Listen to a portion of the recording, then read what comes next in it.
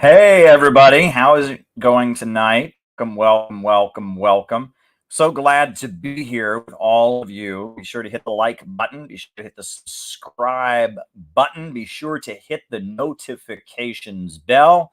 So glad to be here with all of you tonight. It's been a while. I had a week. I was gone for a little bit, but now I'm back. We're going to try to start streaming every night like we do. So welcome everybody. So glad to be here. It's going to be a great night. So I guess we'll just go right into the opening. And Spoken of the American century. I say that the century on which we are entering can be and must be the century of the common man. A radical redistribution of economic power. I mean, we know that racism is just a byproduct of capitalism. Everything would be all right if everything was put back in the hands of the people. We need a government that will make sure Americans are taken care of and organize the economy to serve the people, not the profits of a wealthy few. We now have the techniques and the resources to get rid of poverty. We got to start getting out there with the people. Get out of the movement and get to the masses. We need a government of action.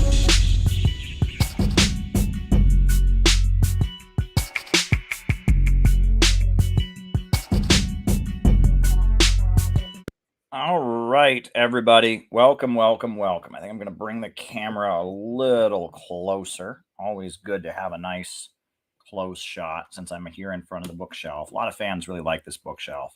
We can't have it every night, but tonight we've got the bookshelf. Welcome, everybody. So glad to be here with all of you. For those who may not be familiar, the way we do this show is I give my opening remarks, and during that time, I'm taking your super chats and I'm writing them down. And then I do the roll call where we find out who is on the other side of this camera, who is the audience, and I call you out as I see you, names and locations. And then after that, after we do the roll call, then I answer your super chat questions for the rest of the night. That's how it works. So if you have something you would like me to speak about, now is the time to shoot me a super chat. And someone just did, John Mearsheimer. So there you go. I can talk about John Mearsheimer. I'm writing it down. That's how it works. John Mearsheimer. Thoughts. All right, wrote it down, and that's how it works. Throughout my opening remarks, I'll be writing down your super chat questions. So shoot me a super chat if there's something you want me to talk about.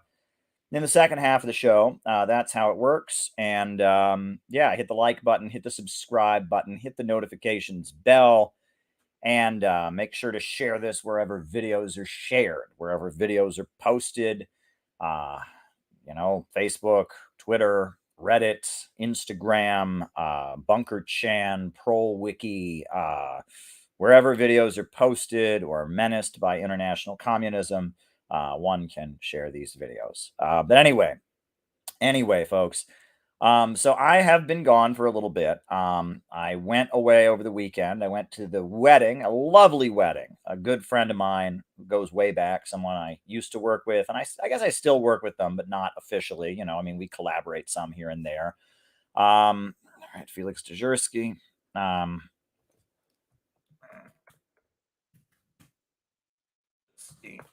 Someone. Well, thank you, Sammy, for the super chat. Always appreciated. Went to the wedding in Mexico. Wedding was great. Wedding was tremendous. Just a beautiful service. Lovely group of friends there to support the bride. Lovely group of friends there to support the groom. Got to meet the person's family. Was great. Air travel, not so fun. I don't know if people saw my tweets, but I do not want to get on a plane for a very, very, very long time after this. Really don't want to get on a plane for a very, very long time. Oh my goodness, not a single, I changed planes twice on the way in and 3 times on the way back. And, I do not ever want to get on a plane anytime again soon. Unfortunately, I'm going to have to. That's how these things work. But oh my goodness, that Mexico City airport and the airlines, and there used to be a time that airlines were very, very good about things. If something didn't go right, they'd change your flight. They'd give you like a bonus. Not anymore, folks. Oh my goodness, the airline folks, they don't care. The airports are crowded, full of people. Everyone's unhappy. Every flight is late. They strap you down, and oh my goodness, I do not want to get on a plane for a very long time. The age of COVID-19, air travel is not as fun. How did weakening of the USSR enable neoliberalism? That's a good question. Weakening of USSR enable neoliberalism. Very good question. And it was great. I mean, it was a great wedding, but flying airplanes, not so much. But there you go. But now I'm back. I've gotten some good rest, and I'm starting to get back into my normal routine of things. And you all are part of that normal routine. But how normal can things be when there's a war raging in Ukraine, and the U.S. economy is falling apart? And I mean, it's like we haven't had a normal week this whole year. Speaking of which, before we get to the crux of what I'm talking about today, if you're part of the Patreon community, if you are a Patreon supporter, I sent you all a message today. I apologize for the fact that we haven't done a patrons only stream in a while. At the beginning of the last month, we were doing our CPI conference in Austin, and then beginning of this month, I was at my friend's wedding in Mexico, and we're going to do a patrons only stream very soon. And on top of that, we're going to do some extra patrons only streams, I think, to make up for what's been lost. And the Patreon folks are very, very, very important to this community. This show really depends on the support we get on Patreon. So if you want to help out this program, I would encourage you to actually sign up on Patreon. There's a link. I believe someone in the chat can post the link. And thank you, Cyrus, by the way. Thank you very much.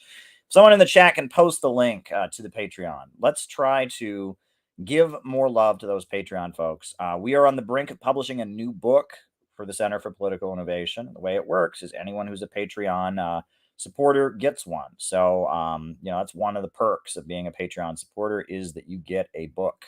You get, anytime the Center for Political Innovation publishes a new book, you get one. You are entitled to one. That's how it works. So there you go. All right. Do you think the wave of weed legalization is responding to popular desire of legalization of drugs as weapons against us? Okay. Wave of weed legalization responding to popular desire, drugs, weapons against us. Wrote it down. Very good question. So yeah, that's all the business I wanted to talk about. But last week when I was on Jimmy Dore's show, that was a tremendous interaction, by the way. I absolutely love Jimmy Dore, and to be able to collaborate with him was tremendous. And there's just been an amazing positive reaction to that segment. Revolutionary Blackout News is talking about it. Sabi Sobs is talking about it. People are buying by the bundle. People are buying BreadTube Serves Imperialism and learning all about it. ContraPoints is in a panic about, oh my God, she's posting these panic tweets about, oh my God, people think I work for the CIA. And oh my goodness, shots fired, folks. Shots fired. The BreadTube community is in retreat. And I wanted to just kind of go over something that, is really important. And I explained it very quickly, as quickly as I possibly could in my interaction with Jimmy Dore. And I've explained it in my book, BreadTube Serves Imperialism. And I want to explain it now, because we are in a crisis at this point. U.S. society is definitely in a crisis. And yes, we are in a period where what can accurately be called fascism is on the march. That is true.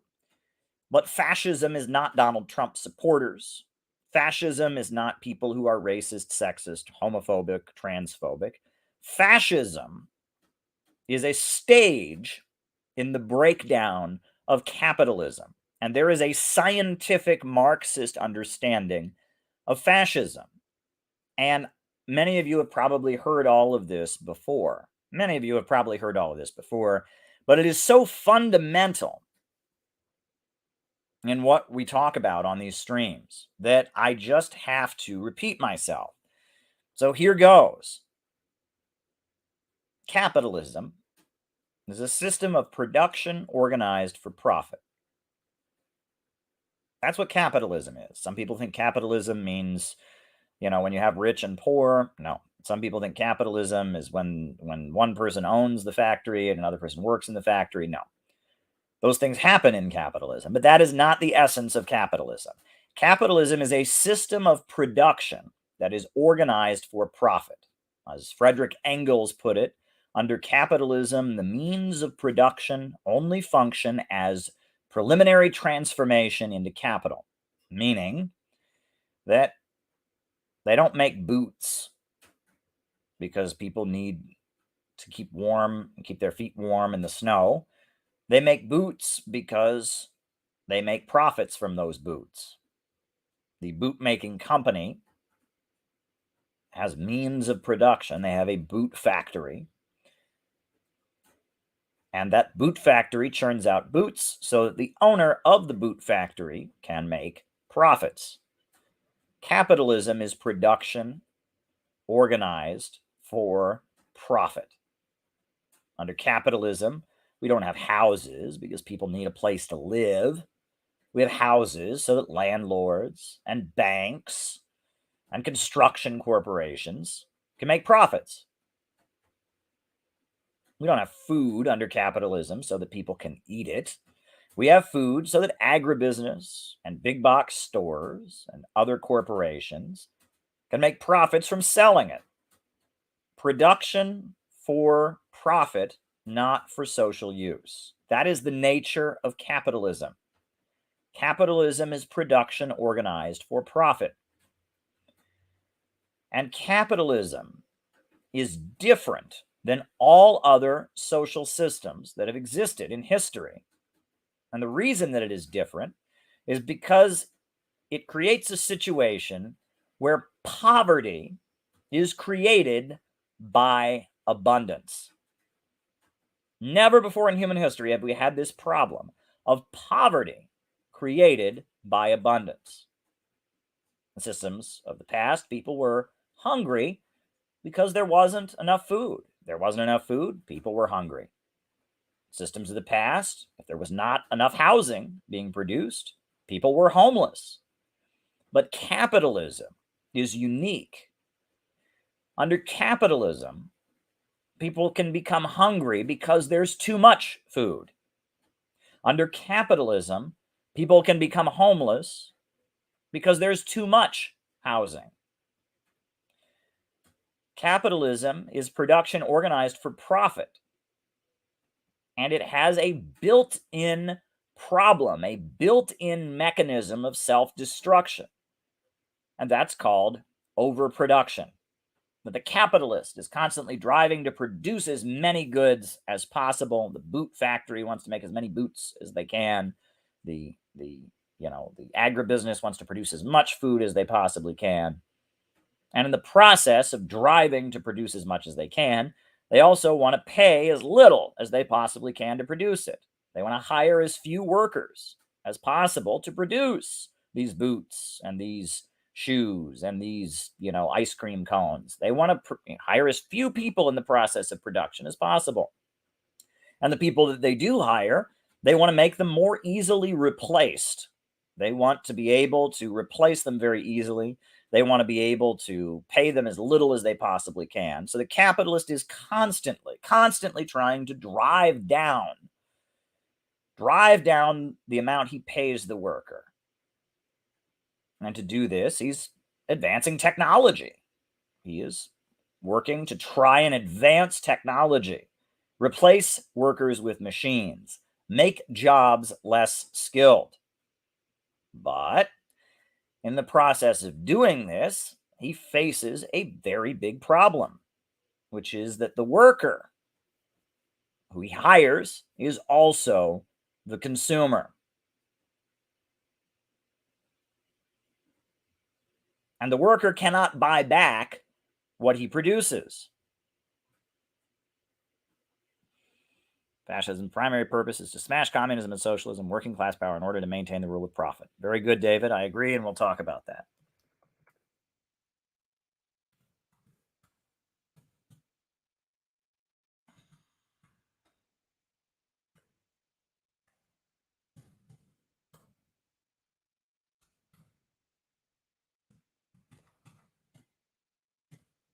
worker is also the consumer. And if you drive the wages of the worker down and you reduce the role of the worker in production, soon you cannot sell the products that you have produced. And the market becomes glutted with products that cannot be sold. You have a situation where the stores are full of food.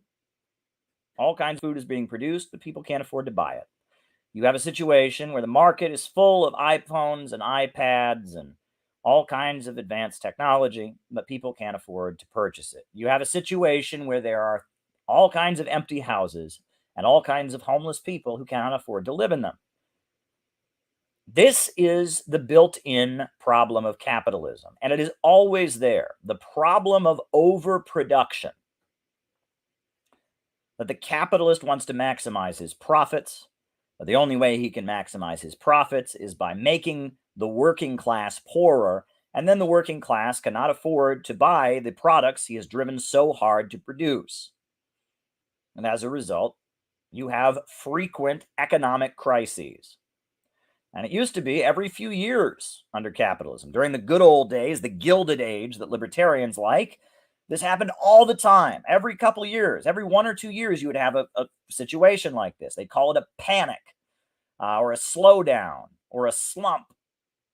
And the economy just comes to a grinding halt because too much has been produced. And suddenly you have a crisis of mass unemployment. You have a crisis of homelessness and hunger because of too much production. Nowadays, the capitalists have developed all kinds of mechanisms to try and stabilize the economy. They've created the Federal Reserve Bank. They've created stock ownership corporations. They've created the FDIC. They've created all kinds of mechanisms to try and keep the economy rolling ahead and not have frequent gluts of overproduction. The whole boom-bust cycle of the market is based on this problem of overproduction. However, every so often, you have a mass crisis of overproduction, and that is spawned by great technological innovations. When computers came along, it created a big problem in capitalist production. You can go back further, though. Right? Long before there were computers, World War I came after many great technological leaps. All kinds of great technological leaps had happened. The world economy, especially in Europe, was speeding ahead. All kinds of goods were being produced more efficiently than ever. People had radios, steam engines, and all kinds of technology was being invented. And so you had an economic crisis that was only resolved with World War I. World War II was largely a result of Henry Ford. Henry Ford and his innovations in assembly line production. In the 1920s, people said they proved that capitalism was permanently going to have growth. They said Ford has overtaken Karl Marx. They said Henry Ford, with his efficient capitalist production, has proved that Marx was completely wrong because he's created an efficient form of assembly line production. The way Henry Ford is making his Model T Ford cars, this all proves that capitalism can be so efficient, we're going to have economic growth forever. But then you had the Great Depression, and the Great Depression was only resolved by World War II and mass destruction. We are now facing a huge, massive technological revolution. 3D printers, artificial intelligence are completely driving the worker out of the assembly line. The role of the worker in production is astronomically smaller than it used to be, and it's getting smaller each day. And when you have a huge technological leap, this problem of overproduction becomes greatly exacerbated. And the economy comes to a grinding halt. And you have millions of people who cannot buy back the products that have been produced. You have all kinds of problems. And that is what we are in. We are in a long-term capitalist crisis spawned by the computer revolution. Computers can trade stocks better than humans can. They can play chess better than humans can. Pretty much, capitalists can get machines to do almost anything.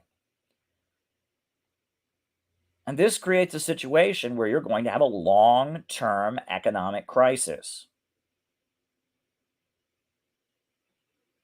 And it is in a long-term economic crisis that the capitalists begin to fight with each other because they need the government to step in and take dramatic measures to get the economy moving again. The market is not going to naturally fix this crisis. There are millions and millions of people who no longer have a place at the assembly line.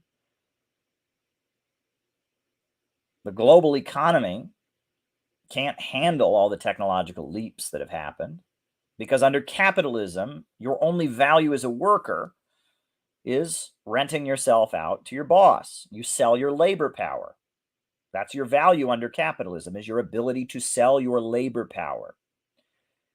And so millions of people have no place at the global assembly line and are hungry and are angry.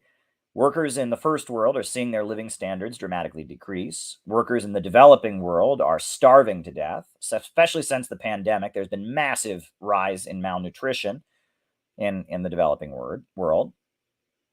And so the capitalists, they need dramatic action to be taken to stabilize the economy. However, they want the dramatic action to be taken on their behalf, not the behalf of the other capitalists. Capitalism is a competitive system, you have to remember. And the capitalists have different interests among them.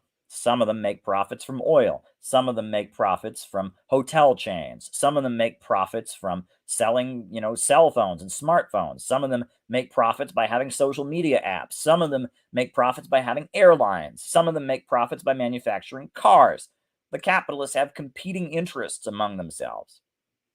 And they all want the crisis to be resolved. They all want the economy to keep churning ahead and people to be able to buy their products. And that's what they want. They all want to continue making profits. But at the same time, they don't want to be the ones to have to pay for it. They want the other capitalists to be the ones that pay for it. And so the capitalists begin fighting among themselves over which capitalists get to control the government and which capitalists get kicked around in order to stabilize the economy. And one faction of the ruling class tries to seize control of the government and use it to kick the ass of the other capitalists to get the economy rolling again. And another section of capitalists, they struggle to seize control of the government, and they want to kick the ass of the other capitalists and use that to get the economy rolling again. The capitalists begin fighting among themselves because the rate of profits has decreased. And so the capitalists are scrambling for power, trying to use the capitalist state to stabilize the capitalist economy. And that process, where one faction in the ruling class battles for power against another, and they want some kind of strongman authoritarian government that will act to stabilize the economy, that will put themselves above the rest of the capitalist class. This is called Bonapartism. Right? Karl Marx was living in France in 1851. And Louis Bonaparte, the grandson, or no, I think the nephew of Napoleon Bonaparte, Louis Bonaparte took power in a military coup and declared himself the dictator of France, the military dictator, and he used the government to stabilize the economy. And Karl Marx observed this up close, and he wrote about what it was: Bonapartism. And you can have progressive Bonapartists. Louis Bonaparte was a progressive Bonapartist in a lot of ways. He built hospitals for poor people. He enacted protections for workers on the job, but he also killed a lot of communist revolutionaries. He was a Bonapartist who was somewhat progressive, but overall, he wasn't a revolutionary. He wasn't a socialist. However, you can have what they call reactionary Bonapartism. where you can have a Pinochet, or you can have, a Mussolini or a Hitler. And this is also Bonapartism. However, fascism is a specific form of Bonapartism. It's a special kind of Bonapartism, which is rooted in Malthusianism. And what is Malthusianism? Malthusianism is the idea that the problems of capitalism are caused by there being too many people. Marx said that the problem is production organized for profit. The reason we have these gluts of overproduction and workers can't buy back the products they produce is because of production organized for profit. Well, around the time that Marx was alive, a little before Marx's time, there was a guy named Robert Thomas Malthus. And Robert Thomas Malthus said the problems of capitalism are caused not by production for profit, but by overpopulation. There are too many people in the world. And if you have too many people in the world, suddenly there's a lot of hungry people. The food supply does not keep up with the population growth. There's too many people in the world. And so you have to drive the population down. And thank you, my good friend Mike. Thank you, Mike. Shout out to you, a longtime friend of mine. Solidarity to you from Miami. What a hard town to be a communist in, Miami.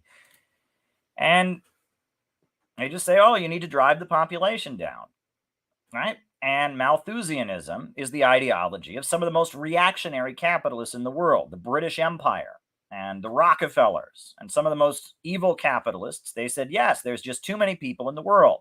We need to reduce the population. And so fascism is a Bonapartist movement that seeks to stabilize the capitalist system by exterminating people, by driving down living conditions, and by degrowing. That's what fascism is. When the Nazis took power, they started exterminating people. They started first with the disabled people. They rounded up all the communists and revolutionaries and put them in like prison camps. And then after about 2 years, after they'd kind of destroyed the labor movement, they started letting those folks out. And then they started rounding up the disabled people and exterminating them. What did they call them? They called them useless eaters. They actually had a propaganda poster, and it had a man in a wheelchair on it. It said, this man costs the German taxpayer so much money every year. And that was their justification for exterminating disabled people. And then they started exterminating other people. Eventually, we have the horrors of the Holocaust, rooted in the Malthusian mindset, all arguing that they needed to degrow, and arguing also that in order to make a better society, they argued, we need to start breeding people, right? We need to start breeding people, and that's called eugenics, right? And they argued that that communism and communist revolutions were caused by some genetic defect in the Jews. So they exterminated the Jews. Millions of Jews perished in the gas chambers, right? And they argued that that Slavic people and Poles were just inherently inferior. So they started exterminating them. And again, eugenics, Malthusianism, degrowth. This is all the nature of what fascism is. Fascism is an attempt to stabilize capitalism with mass destruction. And in order to carry it out, the capitalists will build some kind of mass movement. Generally, people don't want to go around exterminating other people. So in order to get people to do that, you have to get them kind of brainwashed. You have to build a mass movement. You have to kind of hypnotize them and get them angry and get them full of hate. And so you have to build kind of a mass mobilization among the population, get them psyched up to start exterminating people. And that's what fascism is. Fascism is an attempt to overcome the problems of capitalism with degrowth and destruction. And it's a very ugly thing. It's a very, very ugly thing. And we are living in a period where fascism is on the march. And fascism is coming from Bill Gates. And fascism is coming from George Soros. And fascism is coming from the Rockefellers, and fascism is coming from the Morgans and the DuPonts. Fascism is coming from the ultra rich. And basically right now we see the ultra rich have realized that their economy is unstable and is not working. They've realized that there's no way out of this without mass destruction. John Podesta, I believe, came out and said we need only about, what, 600 million people in the world, right? That's what he said, right? The population is over 6 billion, but he wants to drive it down to 600 million. They're openly thinking, how can we drive the population down? How can we cull the herd and get rid of the useless eaters? And the pandemic came along, and the COVID is real. It's not a hoax. It's real, right? COVID-19 is absolutely real. I had it. I know it's real. COVID came along, and they said, this is our opportunity. We can use the pandemic to start to take Bonapartist measures and stabilize the economy on our behalf.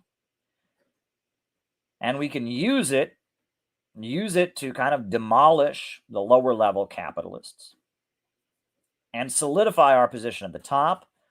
And then we can start culling the herd and reducing the population and trying to use the state to stabilize the unstable system of capitalism. And that's what happened. The pandemic is absolutely real, but they saw it as an opportunity for their great reset. They openly want to reduce consumption. They want workers to not have as comfortable of a lifestyle as they have. They want living standards across the planet to go down. That's what they want. And they want the population to vastly decrease. And in Africa, they are starving people by the millions. There have been millions of malnutrition-related deaths in Africa since the pandemic. And in Afghanistan, Joe Biden stole all their money and froze all of Afghanistan's money in the middle of a freezing cold winter. And there were many deaths of malnutrition in Afghanistan caused by Joe Biden. Joe Biden is announcing there's going to be food shortages in the United States.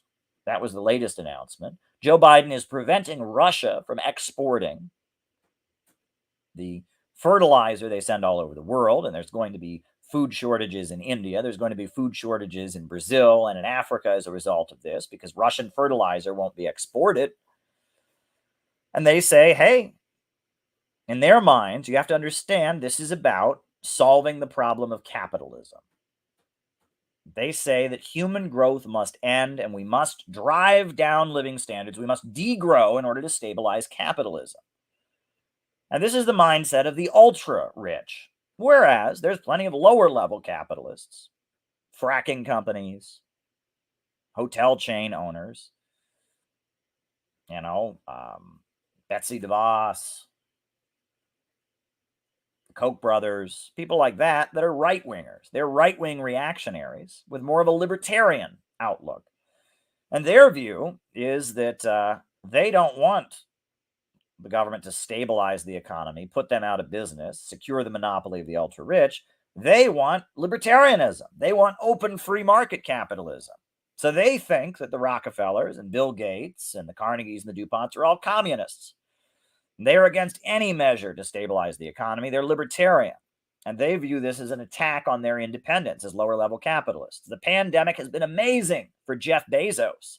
The pandemic has been amazing for Bill Gates. The pandemic has been amazing for the Walton family that own Walmart. It's been amazing for the Kroc family that owns McDonald's. But it hasn't been so good for the lower-level capitalists. My pillow, that guy has been totally screwed. And so have the owners of Hobby Lobby. And so has what's his name? The guy who owns what's his name? He owns Home Depot. Bernie Marcus. And there is a divide in the ruling class.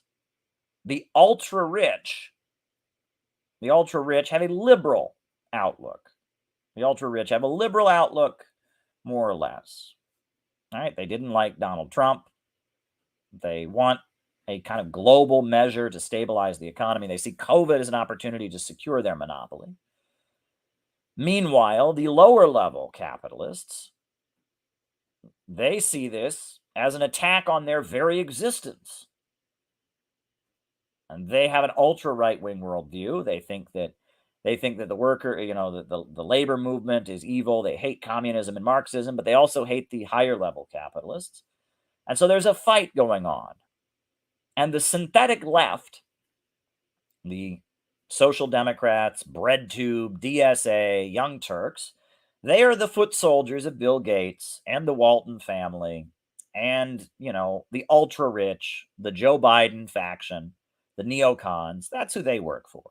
Meanwhile, the lower level capitalists, they are rallying around people like Trump and people like Nigel Farage and the new right of Europe, because they are trying to defend themselves from the stabilization and Bonapartist mechanisms being imposed by the ultra rich.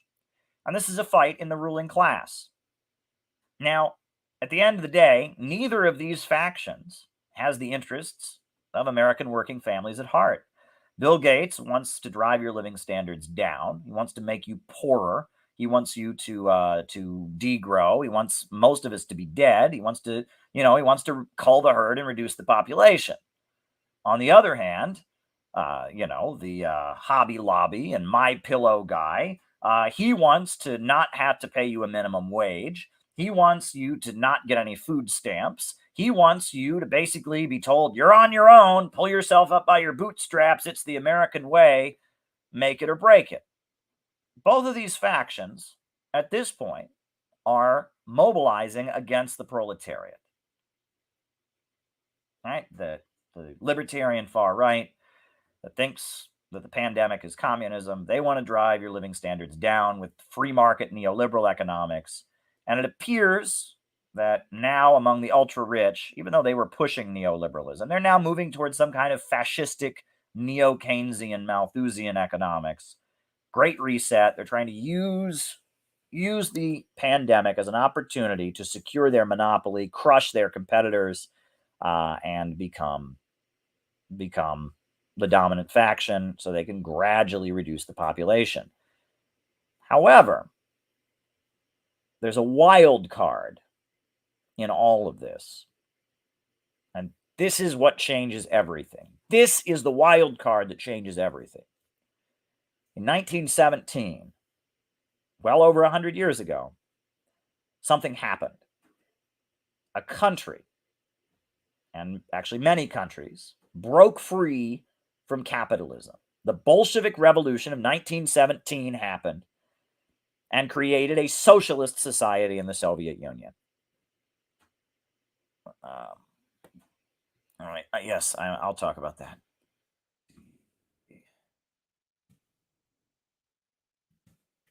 Sorry. Bush co-opted.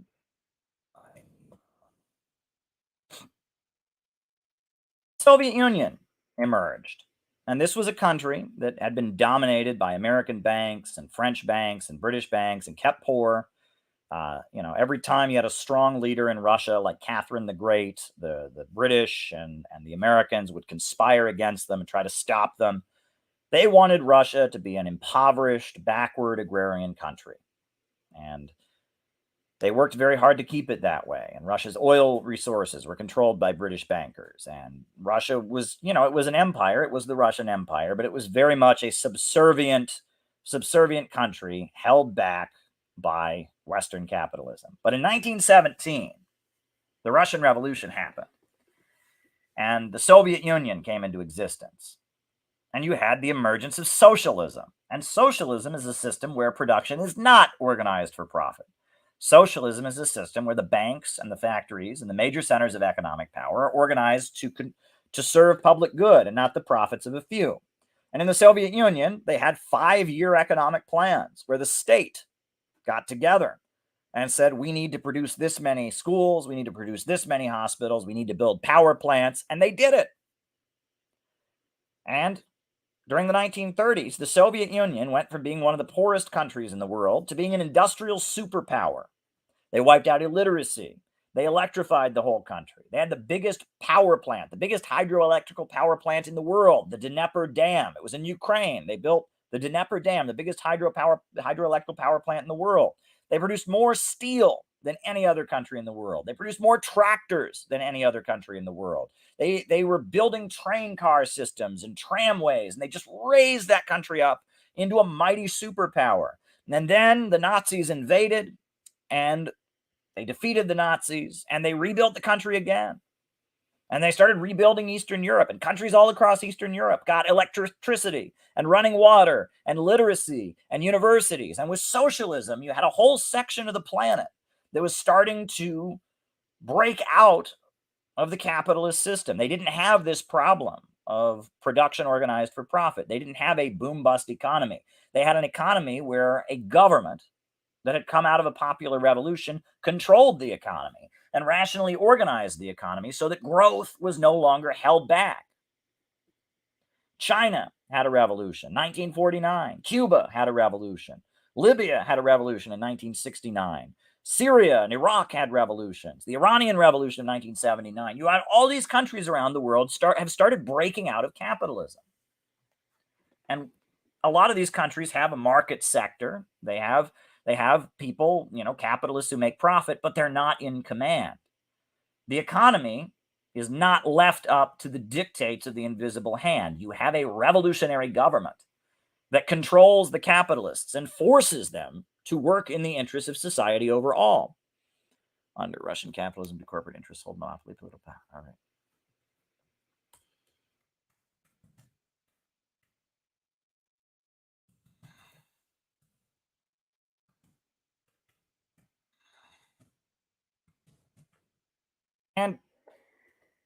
And so you have countries, China, for example. Now, in China, there are a lot of capitalists. There are a lot of capitalist companies, a lot of private stores, private restaurants, private tech companies, private, clothing lines, etc. But at the end of the day, they're not functioning under capitalism because at any time, the Chinese Communist Party can show up and say, you're doing this, and they have no choice. They have to do it.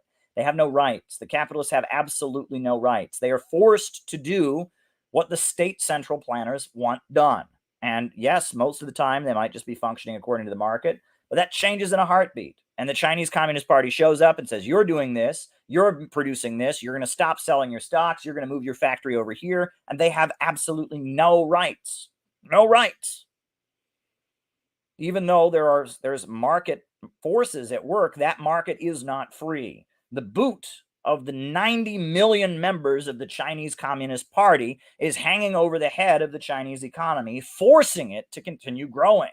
And the anarchy of production, the chaos of the market, has not held back the Chinese economy. The Chinese economy has continued speeding ahead because profits are not in command. And that is why China, despite having a big market sector, they still have a lot of state-run industries, state-run banks, about 50%. But regardless, the private companies are not free either because the state controls the means of production.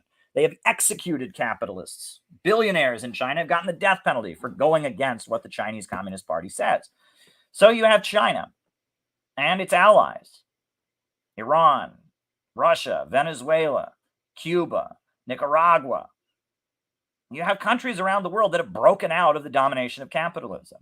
And you have governments that have emerged from popular revolutions that control the means of production and force the economies to keep growing and keep expanding despite the irrationality and the breakdown of Western capitalism. And that is the wild card. That is the wild card that makes all of this, so sorry about that. I'm used to streaming on my phone, so I'm not used to having my phone go off. There you go. Now it's on silent. And that is the problem that makes all of this wild. And this ultimately means that there is an opening. There is an opening. If we were stuck picking between Bill Gates and Mike Lindell, there would not be an opening. But the opening is the socialist countries and the anti-imperialist bloc that exists. That's the opening. And so ultimately, the job of those of us who believe in socialism in the United States is to get working people to understand that their enemy is not in Iran or in Venezuela or in Russia or in China. Their enemy is on Wall Street. Their enemy is in the Pentagon. Their enemy is in Silicon Valley. Their enemy is in Langley. That is who the enemy of the American people is. The enemy of the American people is in the White House. The enemy of the American people is in the U.S. Capitol building. It is the capitalist ruling class and their puppets that are the enemies of America's working families. Meanwhile, the people around the world that are fighting for their freedom and have broken out of the domination of Western capitalism and begun the process of reorganizing the economy and lifting themselves up out of poverty. It is those folks that are the allies of America's working families. And ultimately, what is needed, well, I'll check out your Galloway interview. Thank you. Galloway's great. Ultimately, what is needed is to build an anti-monopoly coalition. Those who are aligned with Russia and China and Venezuela and Cuba and Nicaragua and Iran, and those in the working class and the labor movement who are fighting on the job, those Amazon workers that have been winning great victories against Jeff Bezos, and those small business owners who are getting crushed under the boot heels of the big monopolists during the pandemic. At the end of the day, a united front, an anti-monopoly coalition must be constructed.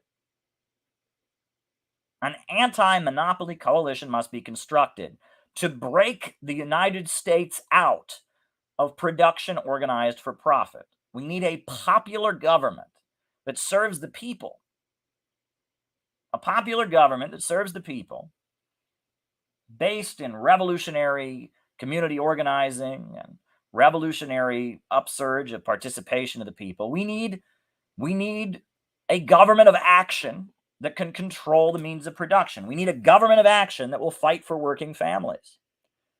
And if a government in Washington, D.C. can be established, a government that would stand up to the corporations, a government that would stand up to the big banks and monopolies, if such a government could emerge, that government could start taking swift, decisive action to improve the lives of working people.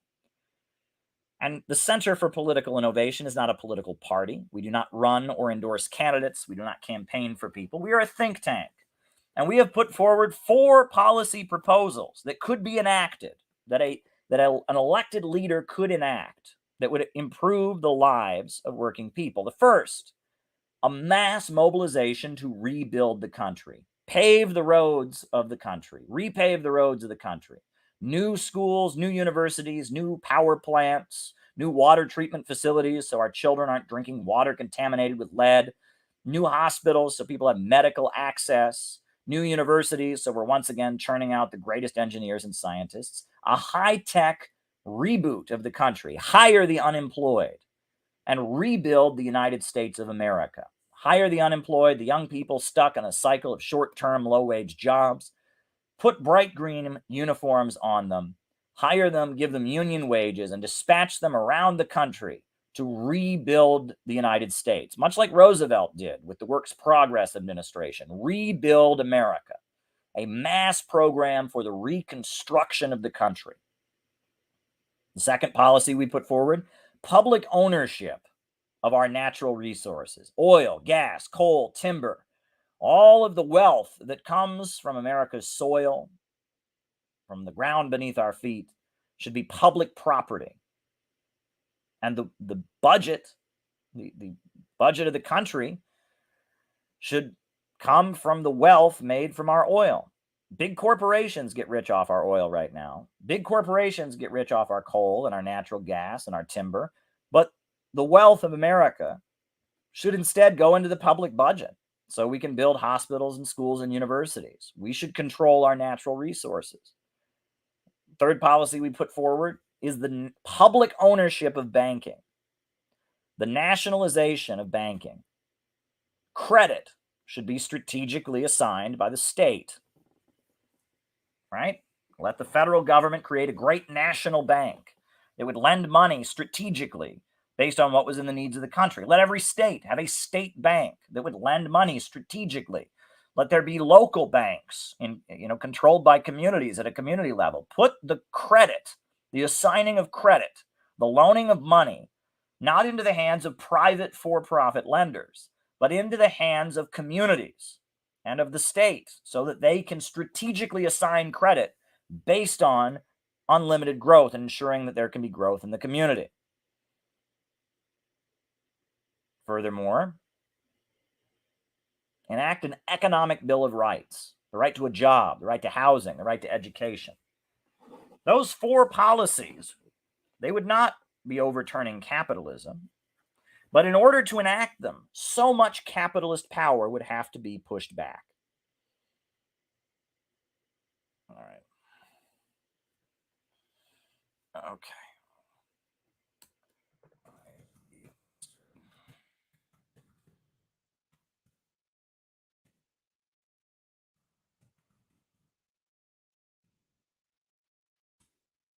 Wrote it down.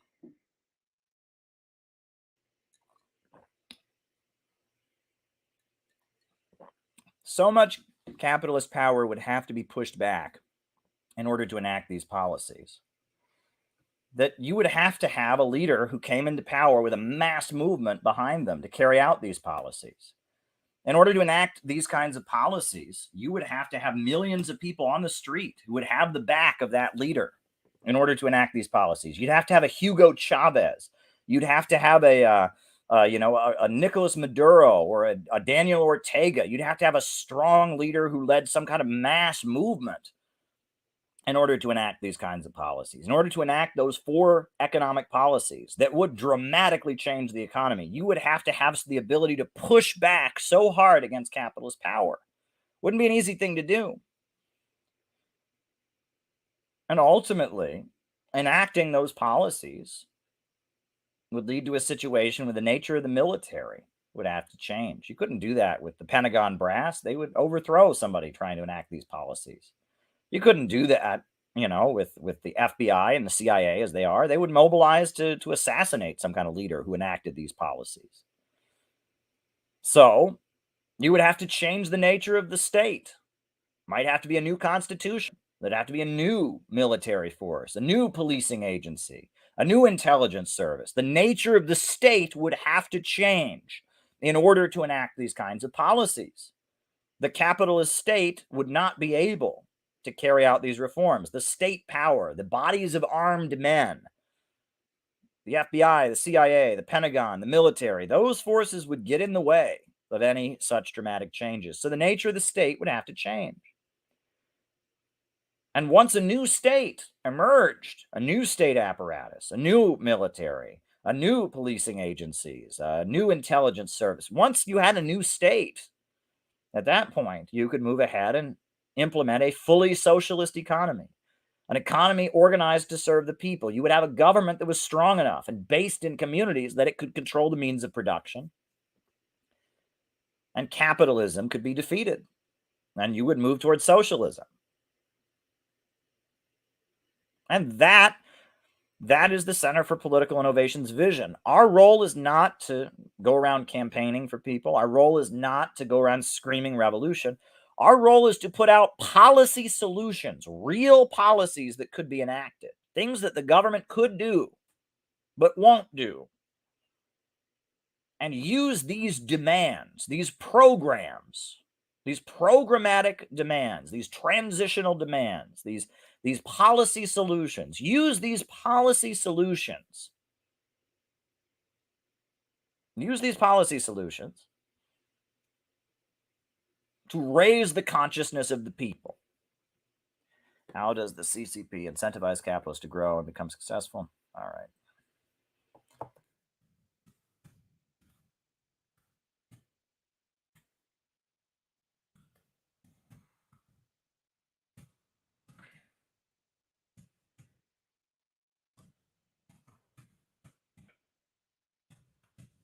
All right, wrote it down.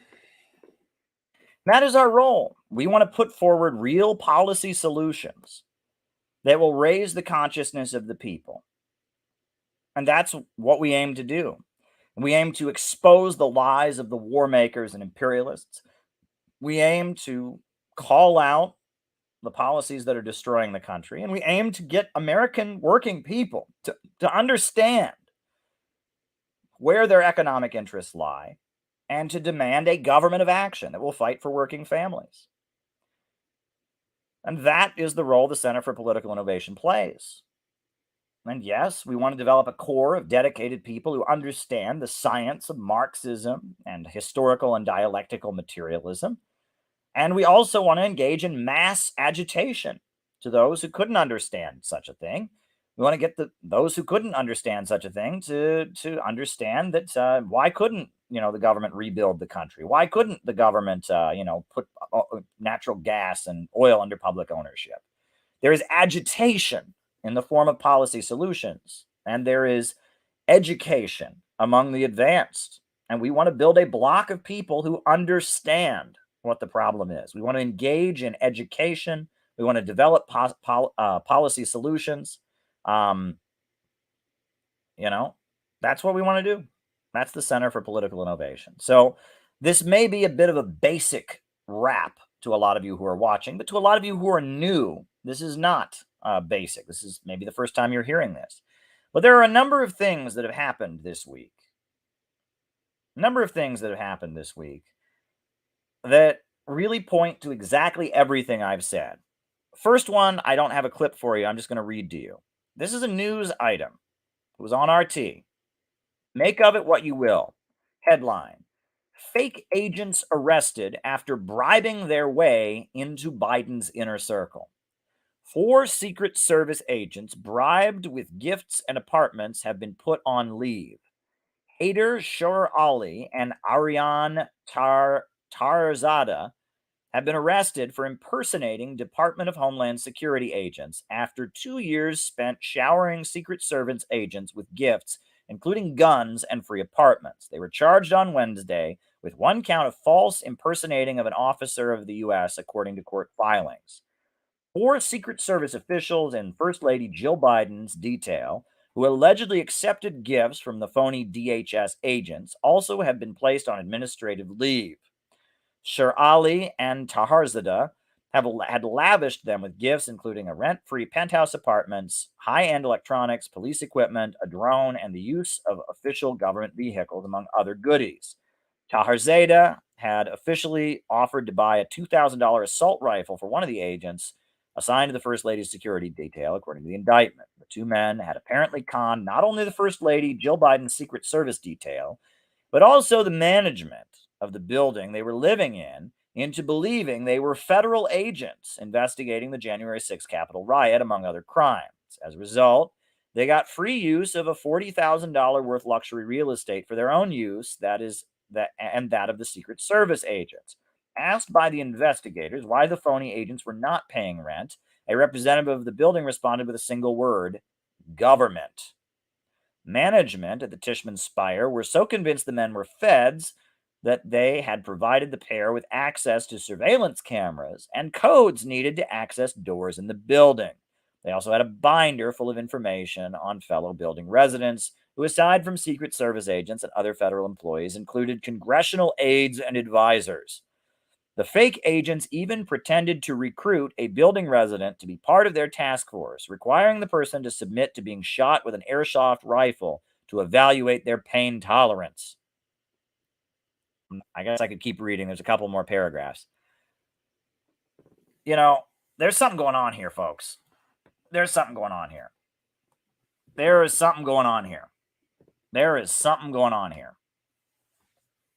I told you at the beginning, not at the beginning, in the middle, about the capitalists fighting with each other. We now understand there were 2 individuals who pretended to work for the Department of Homeland Security. They had lots of money and resources, and they managed to maneuver their way into the president's inner circle. They managed to compromise the Secret Service agents who are protecting Joe Biden's wife, Jill Biden. Folks, that's a big deal. And that doesn't just happen. Look at Biden's approval ratings right now. Look at January 6th and what happened. There is a Bonapartist struggle going on within the ruling class. And there are factions in the ruling class that want Biden gone. When you are compromising the Secret Service of the president, and you have all kinds of resources to do it, something's going on here, folks.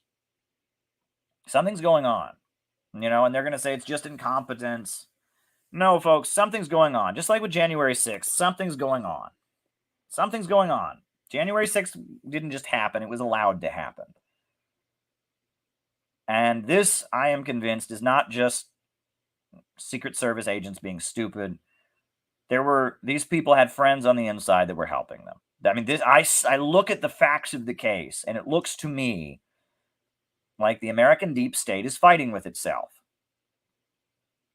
There are Bonapartist struggles within the ruling class right now. I've told you about the Kamala Harris, where she came from, who she is, the faction that backed her, how there's all kinds of factions in the ruling class that are trying to maneuver against her. There are fights among the capitalists right now. And if you look at what's happening in Ukraine, we have our leaders toying with World War III. That's what they're doing, right? Where they call for a no-fly zone. That means shooting down Russian planes. That means World War III, folks. That means nuclear war with Russia. There's a fight among the capitalists right now. And it appears that the faction that wanted to get rid of Biden got somewhat close to him. Now, which faction is it? Is it rivals in his own party? Is it folks that are loyal to Trump?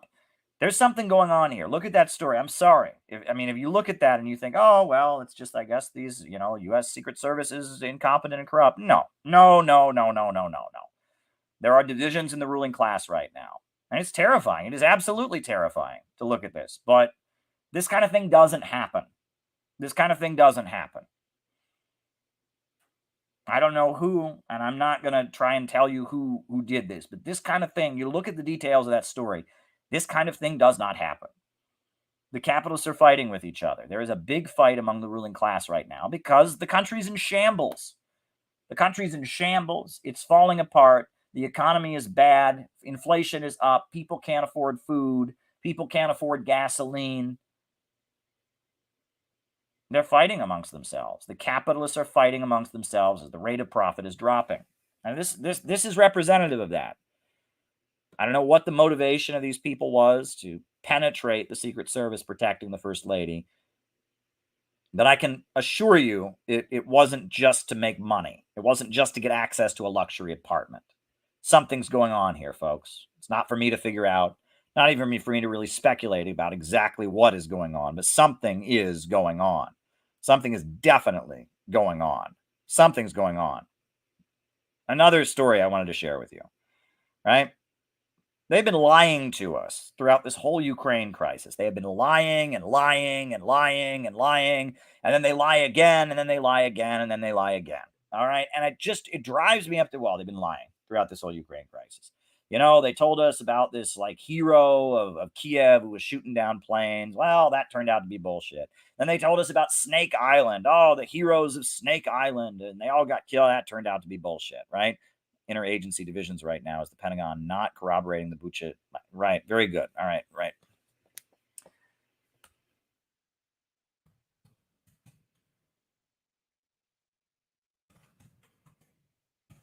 They keep accusing Russia of committing horrendous massacres, and then you look into the details and it didn't happen. There's just so much lying going on, right? We have Victoria Nuland on the floor of Congress talking about the biolabs, and now they try to tell us the biolabs aren't real. They lied to us. They said that Hunter Biden's laptop, oh, that's just Russian propaganda. Now they admit that that's real. They have been lying and lying and lying and lying and lying and lying. And lying and lying and lying and lying. And now they won't have a UN meeting to investigate the Bucha massacre. They won't have a UN meeting about it. Why? Well, because the facts don't add up. They have been lying and lying and lying and lying and lying and lying and lying and lying and lying and lying and lying and lying and lying and lying. Meanwhile, Russia told us that Hunter Biden's laptop was real, and it was. Russia told us that there were biolabs in Ukraine, and there are. Russia seems to be telling the truth pretty consistently. And why is Russia telling the truth? Because Russia's just so full of virtue and they're good people? No, because everything Russia says is immediately met with suspicion. If someone is constantly accusing you of lying, you are going to bend over backwards to tell the truth. Whereas anything that U.S. officials fart out, anything that Joe Biden farts out, mainstream media believes. So they get away with it. People lie when they can get away with it. People tell the truth when they're constantly held in suspicion. whatever Russia says is constantly accused of being, that's a conspiracy theory, that's fake news. And so as a result of that, Russia bends over backwards to prove everything they say. They showed us documents about the biolabs with signed signature. They bent over backwards not to talk about, they've known about these biolabs for years. They didn't say anything till now because they wanted to make sure it was absolutely true. Meanwhile, U.S. media is making up massacres that didn't happen. U.S. media is making up people that don't exist. I mean, they've been saying the Azov battalion isn't real, and then Zelensky admits it on Fox News and said it's real. We know who's telling the truth here. Russia is telling the truth, and they're telling the truth because no matter what they say, don't believe it, Russia said it. So they're going out of their way to tell the truth. Meanwhile, the United States is just lying and lying and lying and lying and lying and lying and lying and lying and lying. Because no matter what they say,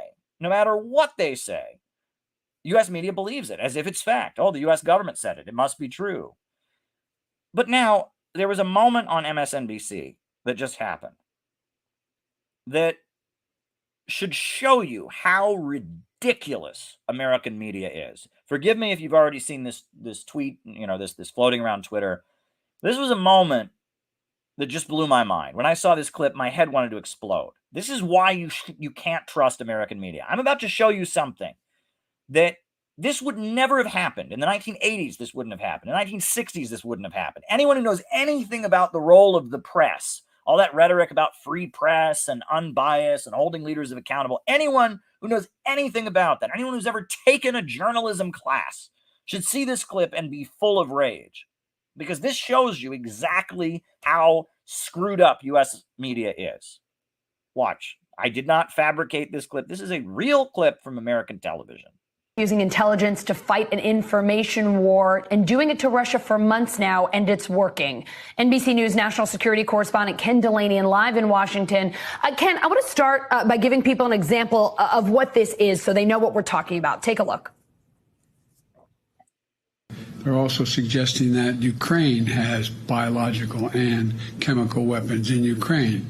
That's a clear sign he's considering using both of those.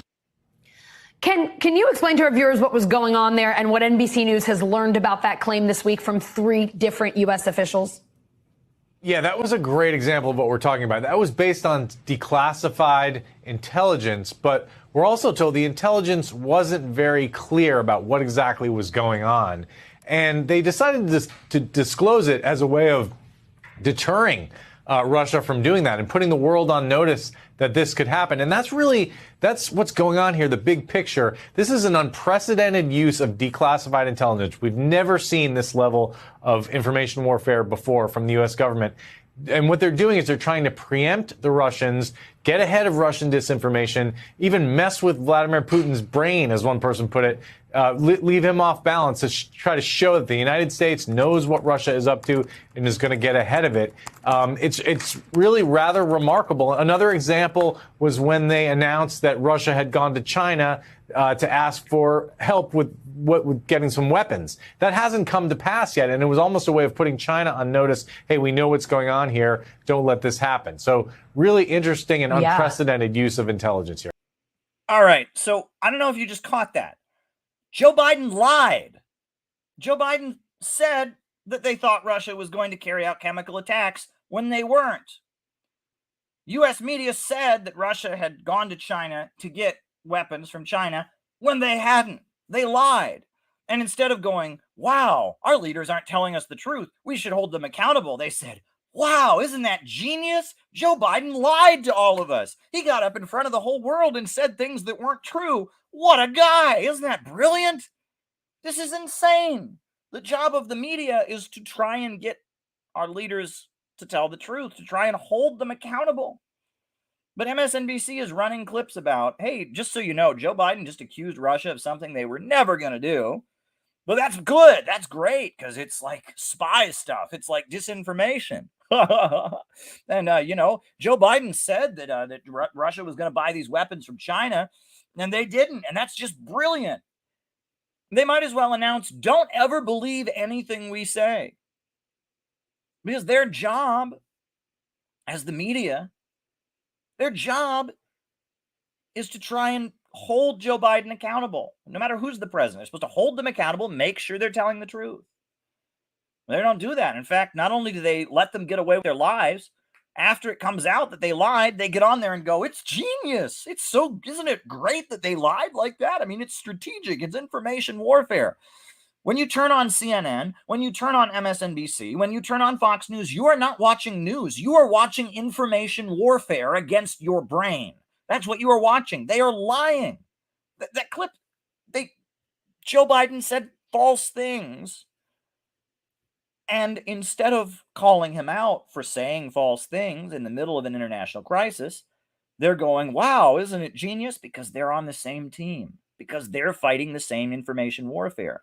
This should fill anybody. The most liberal person should be angry about this. The most standard liberal person should go, wait a second. The job of the press is not to enable our leaders to lie, not to do segments about how genius it is when our leaders lie. The job of the press is to find out if our leaders are telling the truth and hold them accountable. Not anymore. That was MSNBC just announcing there. Don't believe anything they say, because if it's a lie and they think it'll benefit U.S. foreign policy or intelligence agencies, they'll tell it. When Joe Biden got up there and lied, they thought that was great. This is utterly horrifying. And it walks hand in hand with, Candace Owens, who's a conservative who I don't agree with. I vehemently disagree with a lot of what she says. Anti-communist, right-wing, awful in so many ways, pro-imperialist, pro-Zionist. But one thing about Candace Owens is she got up there and she referred, oh my gosh, to Ukraine as a corrupt country. And so she was called out for repeating Russian talking points. And she said, I'm quoting the New York Times. Quoting the Panama Papers, they said Ukraine was a corrupt country. Well, yeah, but you can't say that because that feeds an agenda. In media, you're supposed to put your bias at the door. You are supposed to not be pushing an agenda. But these people are so blatantly pushing an agenda that they will get on TV and say, isn't it brilliant that the U.S. government lied? I mean, my God, what else did they lie about? I mean, it sounds to me like they're psyching us up for finding out that a whole lot of the crap they've made up during this Ukraine thing is just completely not true. Sounds like they're getting ready for us to find out they have lied through their teeth a lot throughout this whole crisis, but that's okay because Russia bad. And then you're not allowed to say true things like Hunter Biden's laptop or biolabs or Ukraine is a corrupt country and Zelensky is a corrupt politician. You can't say any of that because even though it's true, it might help Russia. This is insanity. This is utterly insanity. This is utterly insane. And I mean, if anyone doesn't look at that clip and do a double take, I don't know what to say. But I wanted to just end the opening remarks because, a lot of people accuse me of being transphobic, right? Now, I'm not a trans rights activist. I have marched for trans rights before. I did, attend Pride, and I marched against the NYPD and their policies of profiling trans people and their anti-prostitution sweeps. And I do, want to see my trans friends protected. There are many trans people who work with me in the Center for Political Innovation, and I respect them, and I would never want to see anyone ever harm them or disrespect them. But I'm not the kind of person that goes around marching for trans rights. I'm not hip on the lingo. I am not ready to debate anybody on those issues. I actually don't know what to think about some of the issues, the hot debates related to the trans issue. But, I'm constantly accused of being transphobic, right? That's one of the allegations that the synthetic left makes against me. And this week I was reminded of I actually knew the first trans activist in U.S. history was somebody I briefly got to work with. In 2007, I joined the Workers' World Party. And for about 2 years after that, Leslie Feinberg was still politically active. Leslie Feinberg was the first openly trans activist. She was a member of the Workers' World Party. She wrote The Diary of a Transsexual in the early 70s, which was the first trans rights pamphlet. She eventually wrote Stonewall Warriors and Transgender Warriors and Stone Butch Blues was like a novel that she wrote, and that, Leslie Feinberg, was kind of a definitive person in the trans movement. And, I only knew Leslie for like the last 2 years of her politically active life. I have no right to, to invoke her legacy. And I'm sure she would vehemently disagree with a lot of what I say right now. I mean, we'll be honest, right? She was very much a Marcyite. She was very much a movementarian. She would probably disagree with my out of the movement to the masses approach. She'd be not happy about some of the people I work with now, etc. But one thing about Leslie Feinberg is that Leslie Feinberg was a tanky, if there ever was a tanky. And actually, in the time that I knew her, she was, going around and speaking at universities, and they'd invite her to speak about trans rights, and she would instead speak about why you should support Cuba or why you should support Iran. She was all about fighting against U.S. imperialism and calling out U.S. imperialism as the main enemy of humanity. And this clip actually surfaced, and this will tell you just how much of a tanky Leslie Feinberg was. And I just wanted to show this clip. Before we had a pride flag, we carried the North Vietnamese flag as our pride flag. Now, you could hear that now and think, well, that's interesting, but it wasn't just an abstract thing. The Gay Liberation Front and the Third World Liberation Front named themselves in solidarity with the North Vietnamese people at a time when that was considered treason. That's like now coming out and defending the resistance of the Iraqi people, the Palestinian people, the North Korean people, the Iranian people, the Cuban people. We faced getting beaten up on the streets for marching with the Vietnamese flag, but we knew that if we didn't defend the Vietnamese people, we were going to weaken, first of all, the people who deserved our support because we were the aircraft carrier in which the war was being launched in all our names. We would lose the solidarity with the Vietnamese people, and we would lose our own political soul as a movement as well if we didn't take a position in support. Yeah, that was Leslie Feinberg talking about as far as she was concerned, the struggle for LGBT rights in the United States was aligned with the struggle not just of the Vietnamese people and the Vietnamese, tanky communists, Ho Chi Minh, but also with the Iraqi resistance against the United States after the U.S. invasion, also with the Korean people, North Korea, also with the Palestinians, also with the Iranians. I mean, she was a tanky. As far as she was concerned, the struggle for LGBT rights was a struggle against U.S. imperialism. And she was aligning herself. And you should go and read the articles she wrote defending Iran when people accused Iran of being anti-LGBT. And I've posted some of those articles. You can go search Leslie Feinberg Iran or Leslie Feinberg North Korea. Leslie Feinberg was a tanky if there ever was one. And for these people to claim that those of us who defend North Korea or defend Cuba or defend Iran or Venezuela, that somehow that means that we are vicious, transphobic, homophobic bigots. They have no idea what they're talking about, because like the founder of the trans rights movement was herself a vehement tanky who defended Iran, defended North Korea, defended Cuba, defended Venezuela, defended China and the Chinese Revolution. So just wanted to mention that. I just felt like showing that clip. But yeah, it's been a while, folks. Just wanted to kind of go over how things are going. So I think that ends my opening remarks. We've been at it for about an hour and 18 minutes. So why don't we now do the roll call?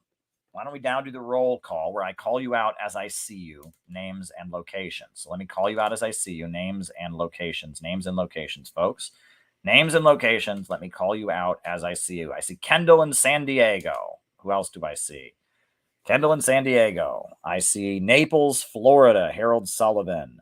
I see Terre Haute, Charles Rogers, Mike in Las Vegas, President Jesus, Char Darling, Nassau County, Alan in Chicago, John Whitty in Houston, Phil Sang from Mississippi, David in Seattle, Queen in Tennessee, Jonathan in Los Angeles, Oakland, Ken Silver, Elias in Wisconsin, Kinky in Joshua Tree, California, Nicola in the Chicago suburbs, Don D in NYC, Mike Martinez in Miami, both good friends of mine. Hello, Mark from California, Gabby in Chicago, Tony from Oregon Coast. Shout out to you, Gabby.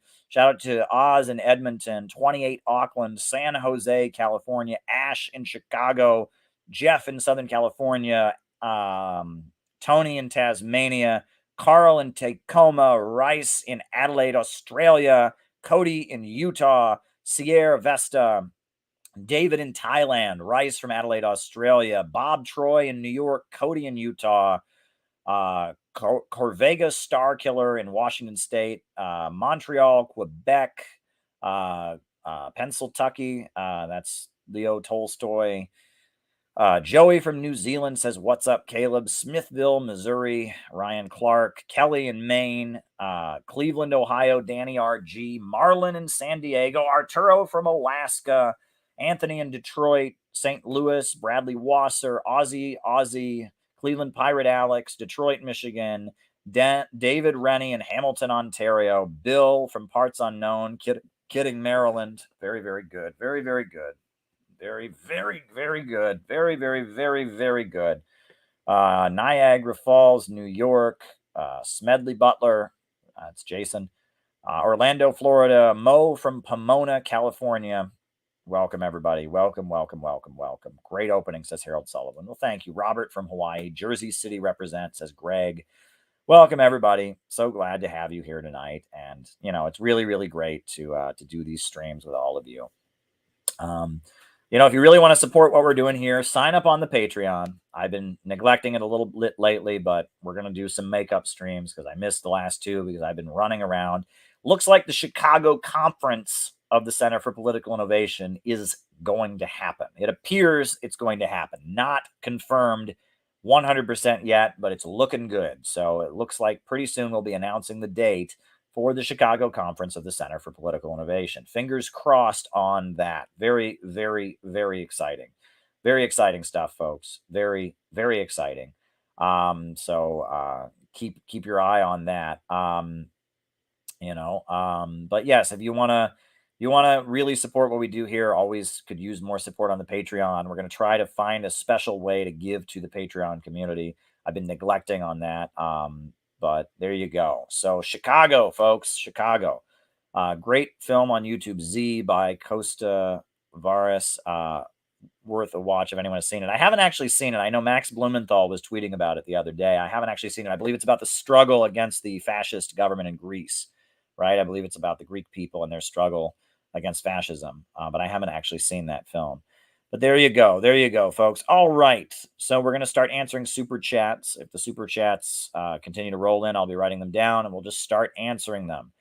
John Mearsheimer. What are my thoughts on John Mearsheimer? Well, John Mearsheimer is a political scientist in the United States, specializes in international relations.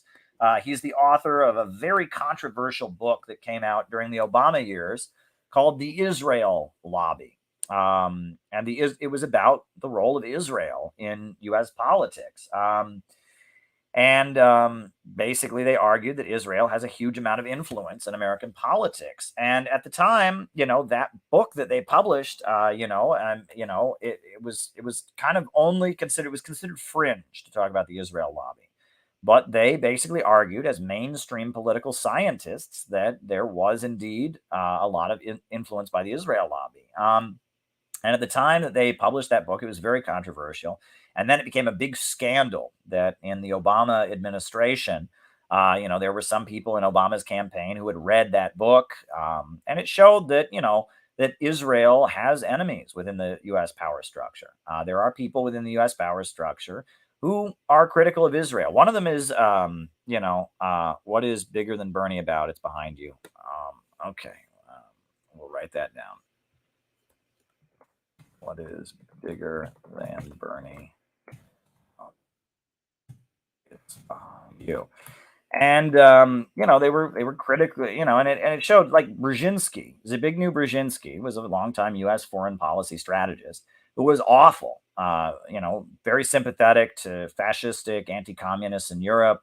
Had kind of an ethnic hatred for Russians, but he was also quite critical of Israel. And he basically thought Israel was an impediment to the United States in carrying out its goals. And if you look at Brzezinski's career, He's going around the world mobilizing anti-Semites to support the United States. In Eastern Europe, he's working with Polish anti-Semites like the Solidarność Union, like Ukrainian Nazis, etc. And in the Middle East, he's working with Islamic extremists like Osama bin Laden and people, the Saudis, etc. And there's a lot of anti-Semitism. So Brzezinski is basically, he's working with all these anti-Semites to get them to be proxies of the United States, to get, European fascists to fight the Russia, to get an Islamic extremist, crusade or jihad in Afghanistan against the Soviet Union and against the People's Democratic Party. So he's quite critical of Israel, right? And that of course, he does not coming out and screaming against Israel, right? He was the national security advisor of Jimmy Carter, but behind the surface, Israel didn't like Brzezinski, and Brzezinski didn't like Israel. And that Mearsheimer book kind of indicated that. Now, John Mearsheimer, he's been attacked a lot recently because he's talked about the Russia situation. Shout out to Mila. He's talked about the Russia situation in an honest way. Right? And in an honest way. He's talked about it. He said, look, Russia perceives NATO's expansion as a threat.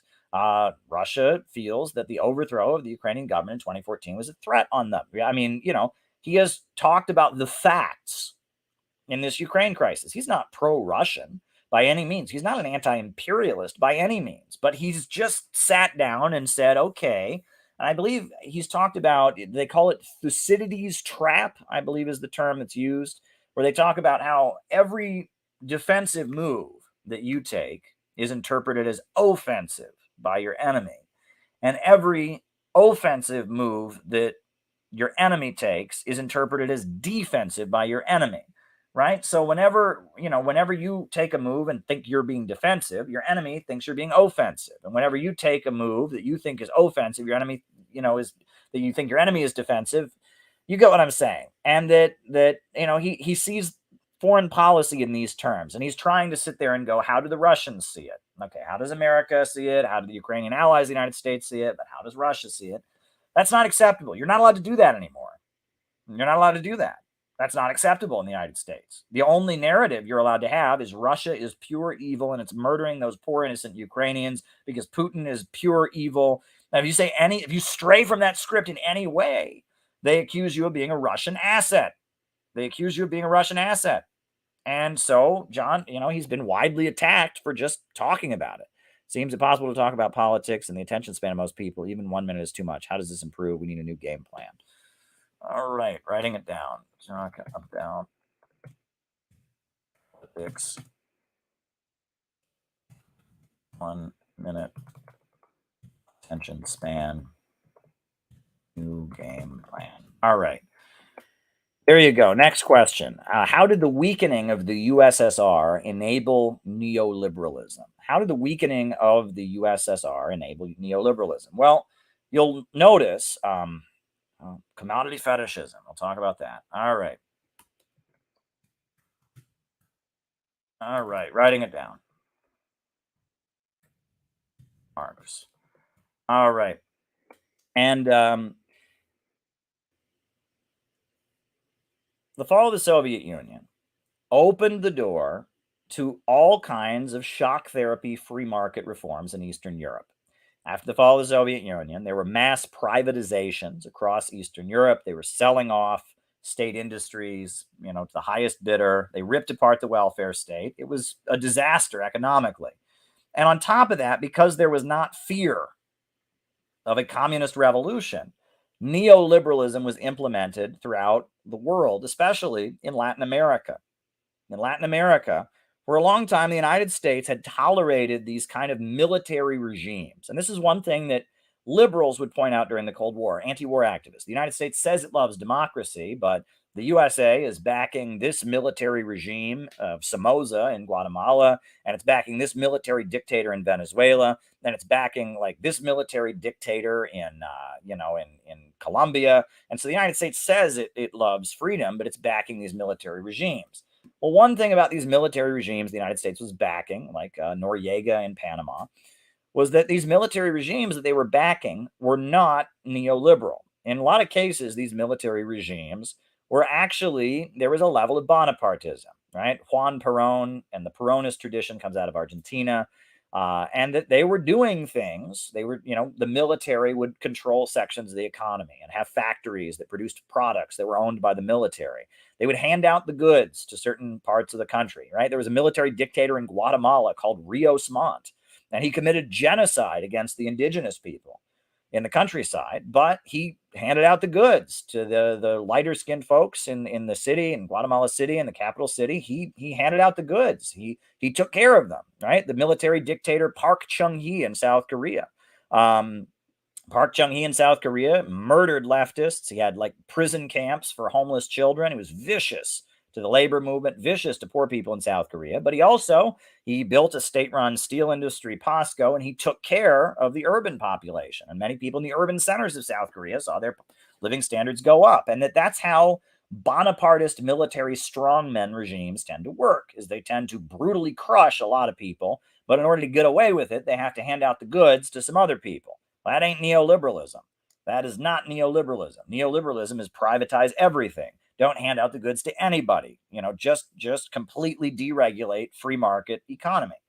So in 1973, the USA overthrew the government of Salvador Allende. Allende was elected in Chile. He was kind of a socialist, social democrat, wanted to move Chile towards socialism, was sympathetic to the Soviet Union.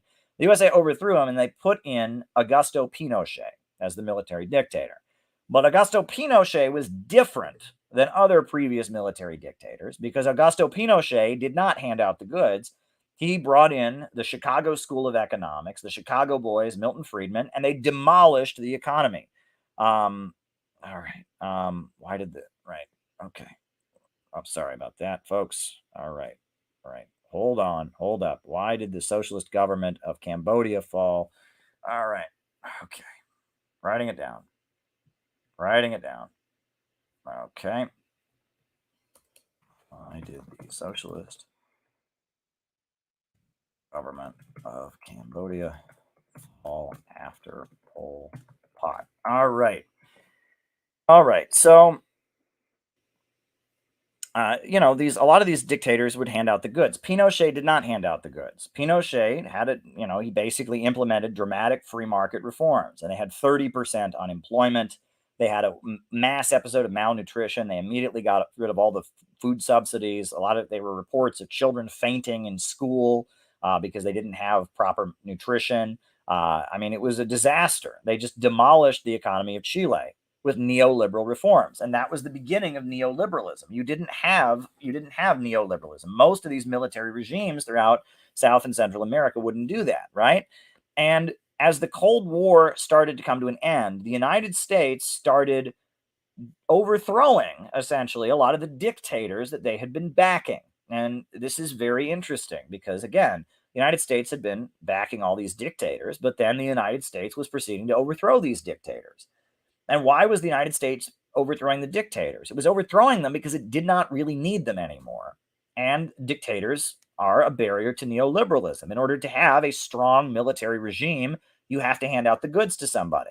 And if the strong military regime is unnecessary, they want to maximize their profits. And a lot of times these military dictators had built state industries, they built mining corporations that were used to kind of hand out, money in the country, or they kind of built up certain industries, and they no longer needed these guys, and they were getting in the way. And like, for example, Manuel Noriega was somebody the United States had armed and backed to fight the communists. He was a military dictator in Panama. He was backed by the United States. However, got to the point the United States said, we don't need you anymore. And he said, well, I'm not going to go. And so then, in order to stay in power, because he saw the United States wanted to overthrow him, he started doing really dramatic kind of Bonapartist stuff. And he started building new airports, and he started hiring unemployed people in order to stay in power, basically, because his bosses, the United States, had said he was fired. He basically started enacting progressive reforms, even though he was not a communist, not a progressive. In order to stay in power, he needed to enact some reforms. So the United States ultimately invaded and overthrew Noriega. That was the Bush administration. They invaded Panama.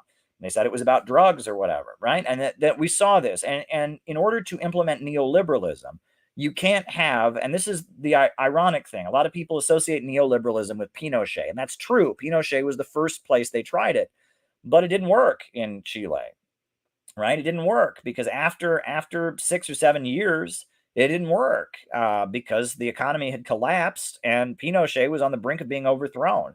And so, in order to stay in power, Pinochet started renationalizing things. Right, the economic miracle of Chile that we often hear about. This is often heralded. Advocates of libertarian economics will talk about the Chilean economic miracle. That's later. That's in the 80s when Pinochet renationalized everything and started acting like a military dictator again. And so then there was a move to overthrow him. George Soros and other people and leftists and communists who'd been brutally repressed by Pinochet ultimately had a protest movement to bring him down. And the same goes for many other places. In order to enact neoliberalism, you need a weak government. You need a weak government. You can't have a strongman government because that strongman regime is going to be able to stand up to privatizations. And that strongman, in order to stay in power, is going to have to, improve people's living standards. If you look at the way neoliberalism was implemented in Bolivia, if you look at the way it was implemented in many countries, Honduras, it was implemented by, we don't even remember what these presidents' names were. No one even knows who was the president of Bolivia who sold Bolivia down the river, privatized the oil, privatized everything. We don't even know his name because he was so weak and pathetic. No one even cared. He was just a puppet. When I went to Ecuador when I was 12 years old in 1999, and I got off the plane and saw crowds of desperately poor, starving people, I didn't even know who the president was. And I think they'd had like a different one every week or something. It was like, no one even cares. These were weak, pathetic governments that could not stand up to the international bankers. And that's the thing. Neoliberal economics tends to require a weak government. And that, these kind of strongman military dictator regimes that the United States have been backing, we're getting rid of. And that's why, George Soros in his Open Society Institute, this is very interesting. George Soros' main target was communism, right? It was the main thing he did was try to overthrow communist governments. He overthrew communist governments in Eastern Europe and protest movements. He's against China. China's his main focus. But he also was involved in overthrowing these various juntas. He was involved in the movement to overthrow Pinochet in Chile. He was involved in various movements, to build open societies in Latin America and in Eastern Europe. And in a lot of cases, the people he was overthrowing weren't communists. They were US-backed dictators. Why? Because the United States didn't need them anymore. And because George Soros benefited when these countries opened up and he would manipulate the currencies and make money off of it. And he would loot these countries economically and make money from it. Right. And of course, I'm mentioning George Soros, not because I'm Rush Limbaugh and not because I think that, George Soros is a communist. I'm mentioning George Soros because he's a key international player here. And this is what you have to understand. So neoliberalism needs a weak government, a government that can't do anything, a government that is so pathetic and weak that the international bankers and Wall Street can just roll right over them. That's what neoliberalism tends to want. So, that's important. And after the fall of the Soviet Union, when there was no threat of communist revolution, you saw neoliberalism marching ahead. In a lot of ways, you saw neoliberalism marching ahead. So there you go. There you go. All right. Next question. Is the wave of weed legalization responding to popular desire or drugs as weapons against us? Look, I am for legalization of marijuana. I mean, I don't smoke marijuana. I never have actually, but I'm for legalization. No one should ever go to jail for smoking marijuana. Ever. No one should ever go to jail for smoking marijuana. Okay. Like, of all the things, going to jail, people don't realize how traumatic of an experience that is, right? People think it's like, they just go to jail. They've seen it on TV. It's not so bad. Talk to anyone who's ever been to prison. It is a traumatic, horrendous experience to be body searched every day, to be, locked up. I mean, and my God, why in the world should anyone be subjected to the experience of being locked up, dehumanized? They extract forced labor from you just for using drugs. No, if someone makes the personal choice to smoke marijuana, that's not something they should ever go to jail for. No one should ever go to jail for smoking marijuana. That said, why are they legalizing marijuana? I don't think they're just responding to popular will. In fact, there's been popular will for legalizing marijuana since the 90s. I believe Bill Clinton fired his Surgeon General, because she said to legalize marijuana. And polls showed overwhelmingly it was pretty high. There was a pretty high percentage of Americans, and especially Americans under 30, who wanted to legalize marijuana, and especially in places like New York City, more liberal places, California. There's been widespread popular support for that for a long time. All right. Now, obviously, in Middle America, more conservative areas, not so much. But it's different in different areas. But I think the main reason marijuana is being legalized right now is because of economic problems, right? I mean, the economy is falling apart, and legalizing weed is a new market. It's a new market, basically. It brings in new jobs, new companies. It gives the state new revenue for taxes. They tax it like crazy, and they regulate it like crazy.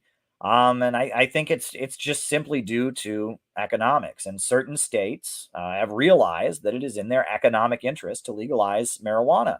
And that again, the licenses are handed out to their friends, and it's due to the economic crisis more than anything. I would argue. Now, some people argue that in the long term, this is an interesting, thing, that in the long term it does hurt business in the state, right? Because people are all smoking weed, and it leads to the downtown areas becoming dirtier, and it leads to kind of a deterioration. And I think there might be an argument there, but that doesn't mean people should go to jail for smoking marijuana. They shouldn't. So you can argue that it actually has a negative impact on business. And that's an argument I've heard many conservatives make. And there might be something to that. Is it drugs as weapons against us? I mean, I don't know. I do know that in the 1960s, the CIA had a program called MK Ultra, where they were promoting drug use all throughout the United States. I do know in the 1980s, the U.S. government was working with extremists and anti-communists in Latin America that were involved in bringing cocaine into the United States. But as far as are they doing some kind of psyop now?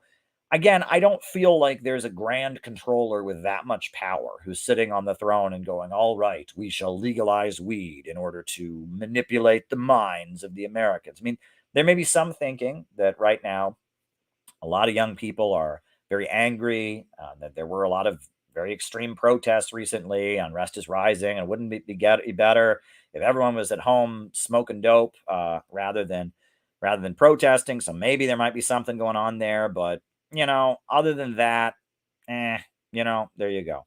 Always wanted to understand you, to push you to be less hard on mind expanding drugs, but disagreements aside, I wish you well and applaud your vision and embrace you. Thank you, Felonious Punk. Thank you very much. So yeah, I mean, that said, yeah, I'm for legalization because no one should ever go to jail. I mean, going to jail is a horrendous, awful experience that people go through. And smoking marijuana is not something that someone deserves to be punished in that way for. So there you go. But yeah, is it possible there's like some kind of thinking, there's some, CIA think tank that's thinking, well, maybe this will pacify people or something, possibly. But I almost feel like, again, I feel like this is local municipalities that are making this decision because they think it'll bring them more money. There you go. Fascism's primary purpose is to defeat socialism and maintain the rule of profit. You are correct. You are correct, David. You are correct. It is a mechanism for stabilizing capitalism, defeating the threat of revolution, and keeping and maintaining profits in command. And fascism is not long term because at the end of the day, the problems inherent in the capitalist system don't go away with fascism. They don't. The fascists are still not able to solve it. Nazi Germany, they came in and they had dramatic Bonapartist reforms, and they stabilized the economy for 3 or 4 years. They had a huge amount of economic growth. But then by about 1939, they were right back where they started, and they had to have World War II because of the same problem, right? That if you just keep spending lots of government money on building tanks and bombs and guns in order to build the economy, pretty soon you can only do that for so long, and then you're going to have a problem. Fascism and Bonapartism are only a temporary fix. The only way to resolve the problem of overproduction is to have a society where the banks, factories, and industries are organized to serve public good. You need the means of production, the centers of economic power, to be organized to serve the people. You need socialism. You need a government of action that will fight for working families. That's the only way out of this crisis. Then Bonapartism, is a mechanism for temporary stabilization, but it doesn't solve the problem. So there you go. All righty. All right. The Tea Party movement was anti-Bush, but co-opted by neocons. I was there. I remember it very well. I remember the Tea Party, and it was right after Obama got elected. A lot of the Republicans who had just been straight up support Bush. If you don't support Bush, you're working for the terrorists. Trust, Bush torturing people. They deserve it. They're terrorists. Bush tapping your phone. Well, that's, if you don't have anything to hide, why would you be afraid of the government tapping your phone? Well, all of a sudden, out of the blue, all those people were libertarians, and the U.S. government is out of control, and these wars are not right, and they were all libertarians, and Obama was a communist, and they were all Ron Paul supporters and libertarians. And yes, a lot of them were non-interventionists, and a lot of them were, they wanted to legalize drugs, and they wanted, they were pushing, Federal Reserve conspiracy theories, etc. But it's kind of what the Democrats did with the Bernie movement. It was about the fact that Bush had screwed things up so much. The Bush administration had, the economy had just collapsed. The 2008-2009 financial collapse had just happened. The Arab world was almost united against the United States. Hezbollah were like the heroes of the Middle East because they defeated Israel and handed Israel such a big defeat. The oil prices were through the roof. Some of the, the highest oil prices in history. I mean, they're higher now, but at that point, they were the highest oil prices in history. Putin was riding high. Iran was riding high. Venezuela and Bolivarian socialism was marching ahead, and imperialism was in a crisis. And so the neocons, the Bush folks, were out. And they brought in the Brzezinski crowd, and Barack Obama, who had studied under Brzezinski at Columbia University, was brought in. And the more Brzezinski, Jimmy Carter kind of folks took over. The neocons have been running U.S. politics really since Reagan, but the Jimmy Carter, his big new Brzezinski crowd of more CIA, strategists, they were back into power.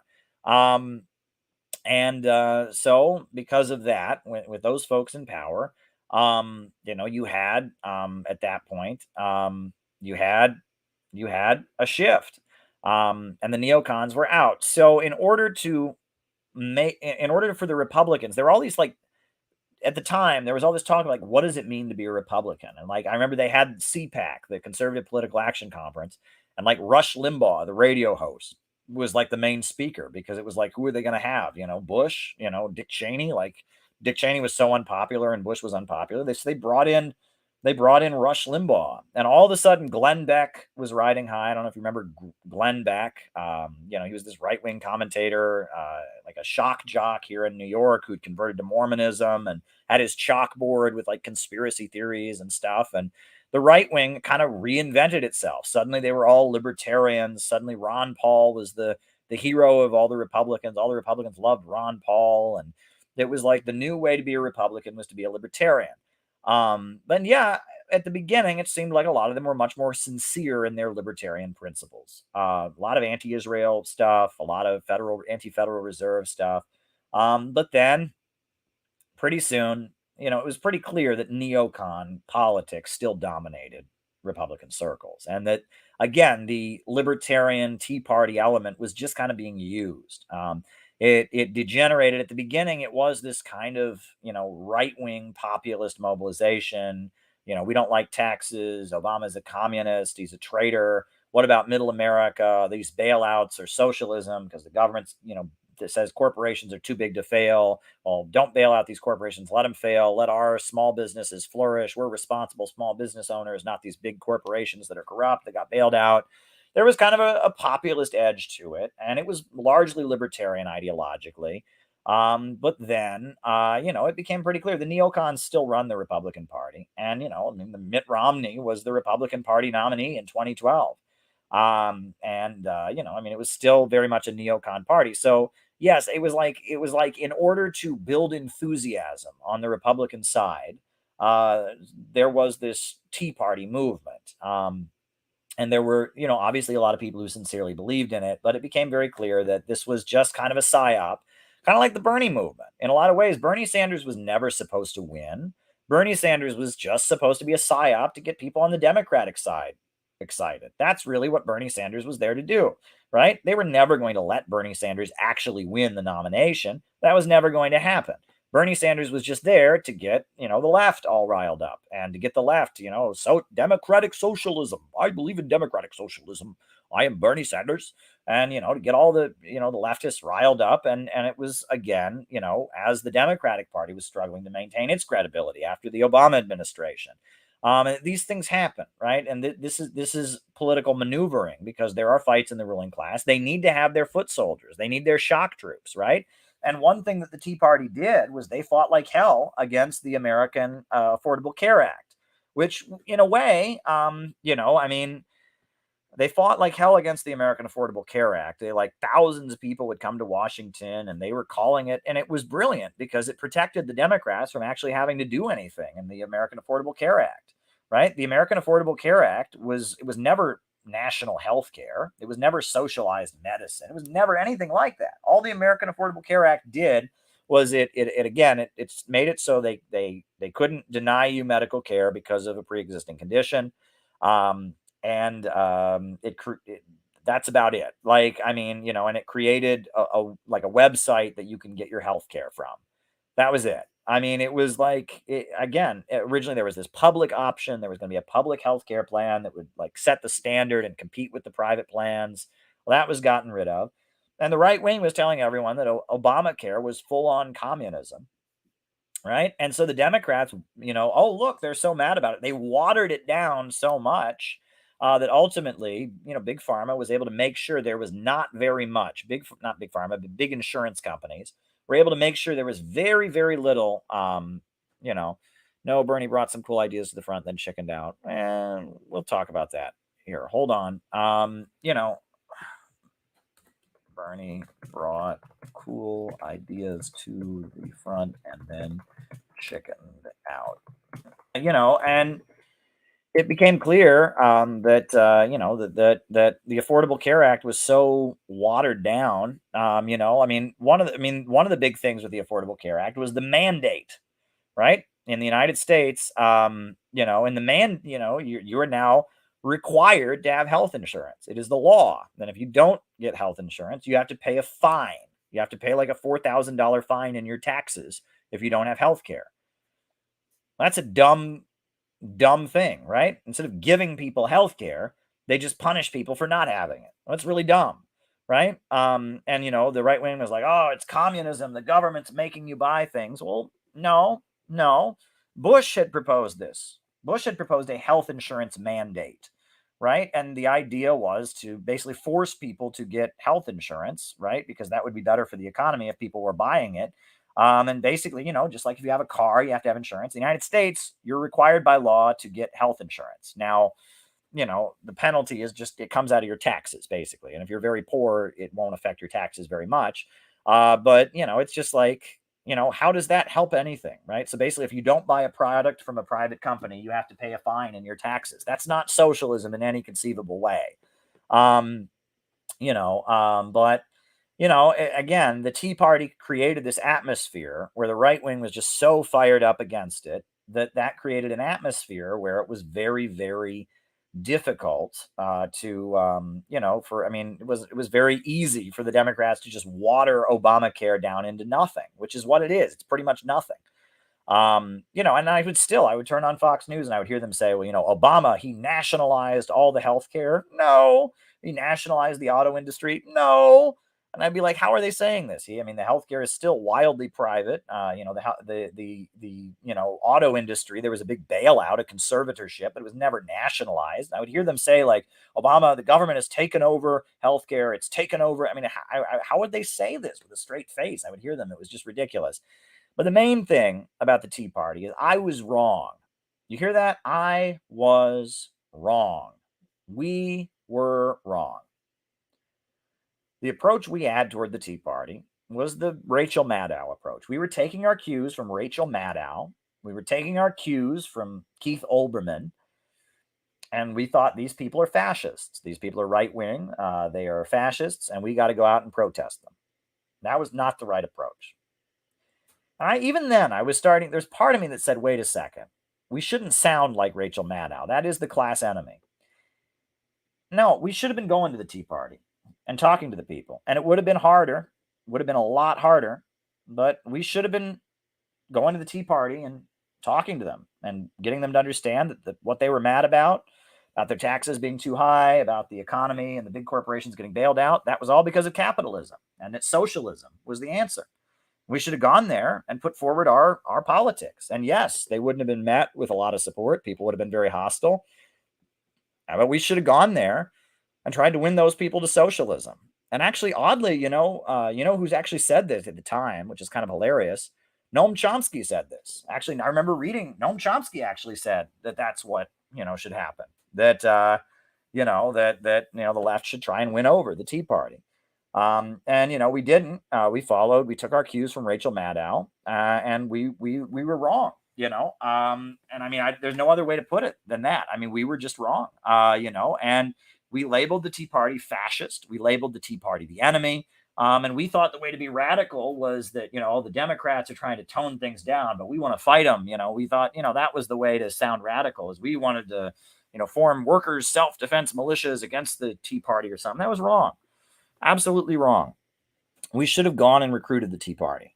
We should have gone to the Tea Party events and argued with them about communism. And we should have gone to Tea Party events and found a way to relate to the people there and get the people there to oppose racism and get the people there to oppose sexism, to get the people there to understand that socialism is the answer, not free market capitalism and not fascism. Right. And we had the wrong approach. And by doing that, we set the stage for Trump, and we set the stage for a lot of the bad problems in the United States. We should have found a way to engage with these people intellectually and win them to socialism. And we didn't do that because they're bad. They're conservatives. They're, poor white workers. We were wrong. We really screwed up. And we made the opposite mistake with Occupy Wall Street and Black Lives Matter. Instead of going to those movements, we just blindly supported them. And we just wanted to try and, somehow maneuver into the leadership, right? And we were wrong there. We should have gone to Black Lives Matter. We should have gone to Occupy Wall Street and won people there to socialism. That's what we should have done. We shouldn't have been high, we shouldn't have just tailed after and tried to maneuver within Black Lives Matter and within Occupy Wall Street. And we shouldn't have been blatantly hostile and nasty to the Tea Party. We should have recognized these are two non-communist uprisings.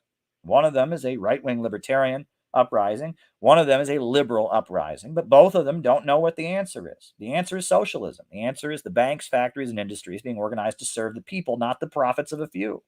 The answer is a government of action that will fight for working families. That's the answer.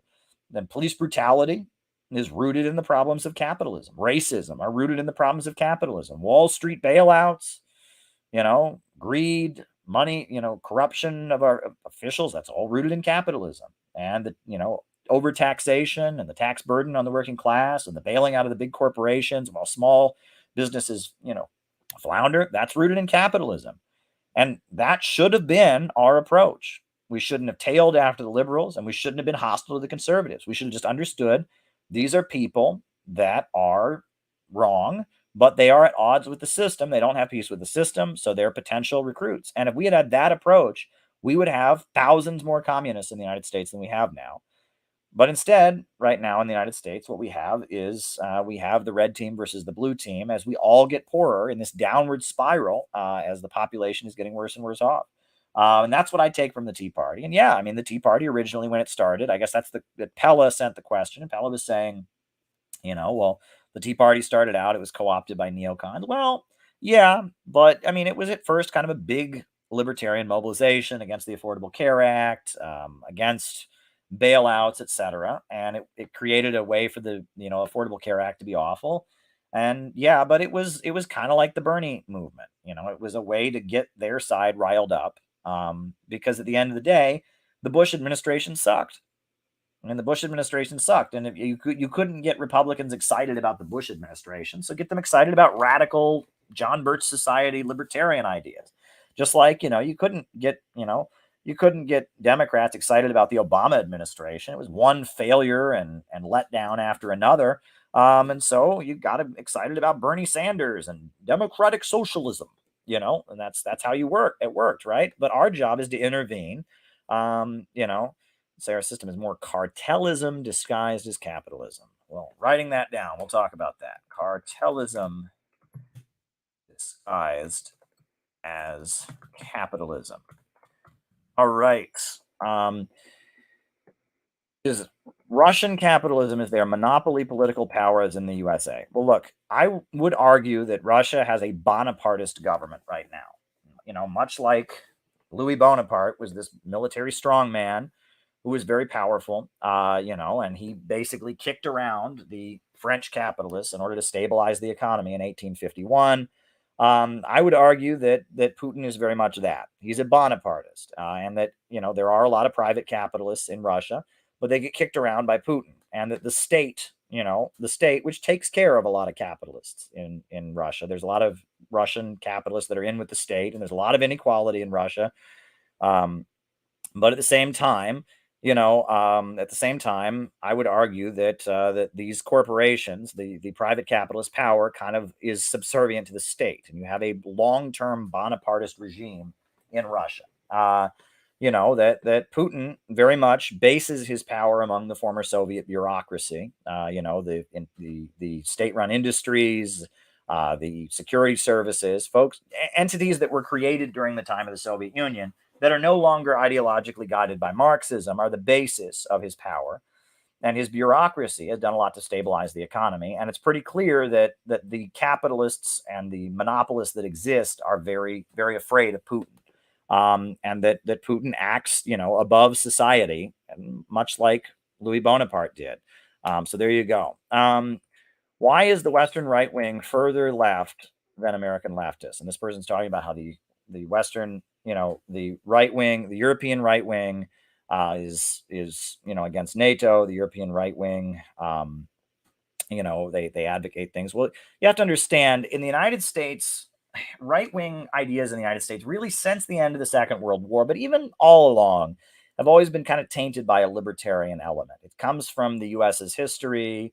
It comes from, you know, Jefferson and his rhetoric, his settler rhetoric about the yeoman, the small farmer, and you know, there's always been a libertarian edge to U.S. society and U.S. literature. So, and you know, briefly during the 1930s, we did have during the 1930s, there was like, you know, there was like the Silver Legion of America and Father Coughlin and stuff. But for the most part, right wing stuff in the United States has always been very libertarian. Every man for himself, get the government off our backs, you know, and communists are the greatest enemy. In Europe, you have more of a European style where there is much more of a collectivism to the right wing, right? It's, you know, it's like you have, the anti-capitalist demagogy of Mussolini or Hitler or Oswald Mosley, people like that. We don't have that in the United States, right?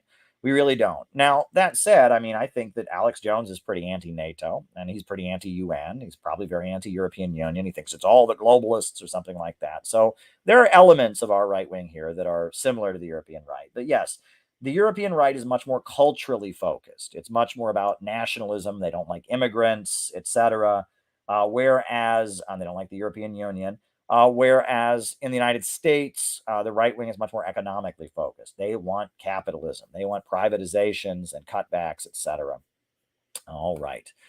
Okay. How does the Chinese Communist Party incentivize capitalists to grow and become successful if they can shut them down at any moment? Well, they do it very well, right? The Chinese Communist Party does a lot to help capitalists that they view as being in the interest of the overall economy. You know, I mean, look at Huawei Technologies. This is the biggest corporation, the biggest telecommunications manufacturer in the world. And the Chinese government basically created it and they subsidize it and they use the military to build it up. And the private capitalists who are involved with it, it's technically a cooperative or a profit sharing entity under Chinese law. But the capitalists who are involved in it have made billions because the Chinese government has kind of taken care of them. And, you know, yes, they can shut down corporations at any time, but they also will do a lot to reward and take care of companies that they view as being in the interest of the state. You know, if a company is doing things they think are in the overall interest of the Chinese, you know, economy, and they're bringing in the foreign investment that they want, often you'll see the Chinese government, you know, being very nice to corporations. It goes both ways. And, you know, they've built huge mega corporations, Dalian, Wanda, and I mean, they've done a lot. They've done a lot. So there you go.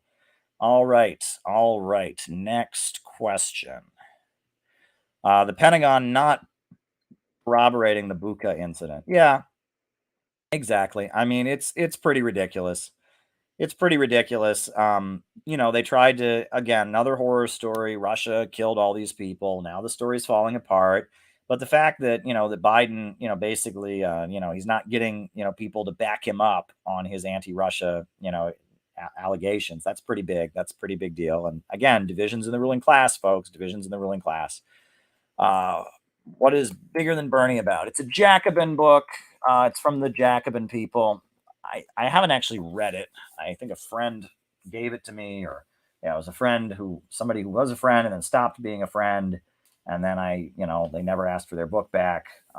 But yeah, I mean it's by the Jacobin people. It's Verso Press, and it's about what is it about? It says the political ambitions of the movement behind Bernie Sanders have never been limited to winning the White House. Since Bernie's first entered the presidential primaries in 2016, his supporters have worked to organize a revolution, to encourage the active participation of millions of ordinary people in political life. That revolution is already underway, as evidenced by the massive growth of Democratic Socialists of America, the teachers Bernie motivated to lead strikes across red and blue states, and the rising new generation of radicals in Congress. Like AOC and Ilhan Omar, inspired by his example. Oh boy. Yeah. That didn't age well. Did it? Nah. Yeah. The rising new generation of radicals in Congress, like Ilhan Omar and AOC. Oopsie daisy. Wah, wah, wah. Alrighty. Sorry. Couldn't resist. That was, yeah. Whoopsie daisy. There you go. But yeah. So there you go. All right. So what is this here? Chaya is saying, give us some book recommendations from your shelf. Sure. Well, all right. So we've got a great book on what happened in Yugoslavia, To Kill a Nation by Michael Parenti, a great study of how U.S. imperialism broke apart a socialist country, Yugoslavia. Very good stuff. What else do we have here? This is an important book, The Rockefeller Syndrome. The Rockefeller Syndrome by Ferdinand Lundberg. This is a study of one of the wealthiest families in U.S. politics, the Rockefellers. Ferdinand Lundberg, he wrote a number of books. I think he wrote The Rich and the Ultra Rich, and he studied the Rockefeller family, which is one of the most powerful ruling class families. They're ultra Malthusians. They're tied up with the synthetic left, basically responsible for the sexual revolution by funding the what's now called Planned Parenthood. Started out as the Birth Control League, also funding the research of Alfred Kinsey and the Kinsey Report. They're liberal social imperialists. Another great book I widely recommend is The Future Is Up to Us by Nelson Peary. It's a brilliant Marxist intellectual and revolutionary activist, Nelson Peary, talking about capitalism and automation and overproduction and all the stuff I was talking about at the beginning there. What else? William S. Lind, The Handbook of Fourth Generation Warfare. William S. Lind is a Pentagon strategist who basically talked about how in our time wars are not fought, basically about what's going on in Ukraine, right? The U.S. government is not fighting Russia because that would lead to World War III. So they've built up a non-state actors, the Azov Battalion, and they're fighting Russia, these extremist militias. Well, that's the way wars are fought in our time. And William S. Lind, who's a right-wing, extremist kind of fanatic, but he was a Pentagon strategist, and he wrote about basically what he calls this concept of fourth generation warfare. It's the Penguin book next to the Parenti book. Well, that would be John Maynard Keynes. That's what that is. The Essential Keynes. That's what that is. The Essential Keynes. I like the movie Kinsey. Why should we be cautious? Well, one little detail about Kinsey that is not in the movie, they actually show the opposite in the movie. They cover up for him. Alfred Kinsey hired a child molester to do his research. And there's been a lot of efforts to gloss over that, but there was actually a child molester. I don't want to get into the details. You can look up the details for yourself, but there was basically a child molester who provided Alfred Kinsey with all kinds of information. And this man who had molested little boys, was providing him with information. Now, in the movie, they make it look like, he just met one guy one time and said, well, that's disgusting or whatever. That's not what happened. There was a child molester who was over the course of years providing Kinsey with research and molesting hundreds of little boys in order to do this research. So that's one thing about the Kinsey report that is covered up, is that that basically he protected the identity of a pedophile and used a pedophile child molester to do his research. Now, you're not going to see that in the movie. So there you go. But there you go. All right. What else? We got Capital, right? Marx's classic work, Das Kapital, right? Capital. Oh, dear Lord. It's hard to put them back. Right next to Capital, we have Victor Perlo, American Imperialism by Victor Perlo. Victor Perlo is a brilliant economist and associated with the Communist Party USA. That's good stuff. American Imperialism. Good stuff. Down here, I have some of the classics. I've got Stalin on the Opposition, right? Stalin's writings against Trotskyism, basically, on the Opposition. We've got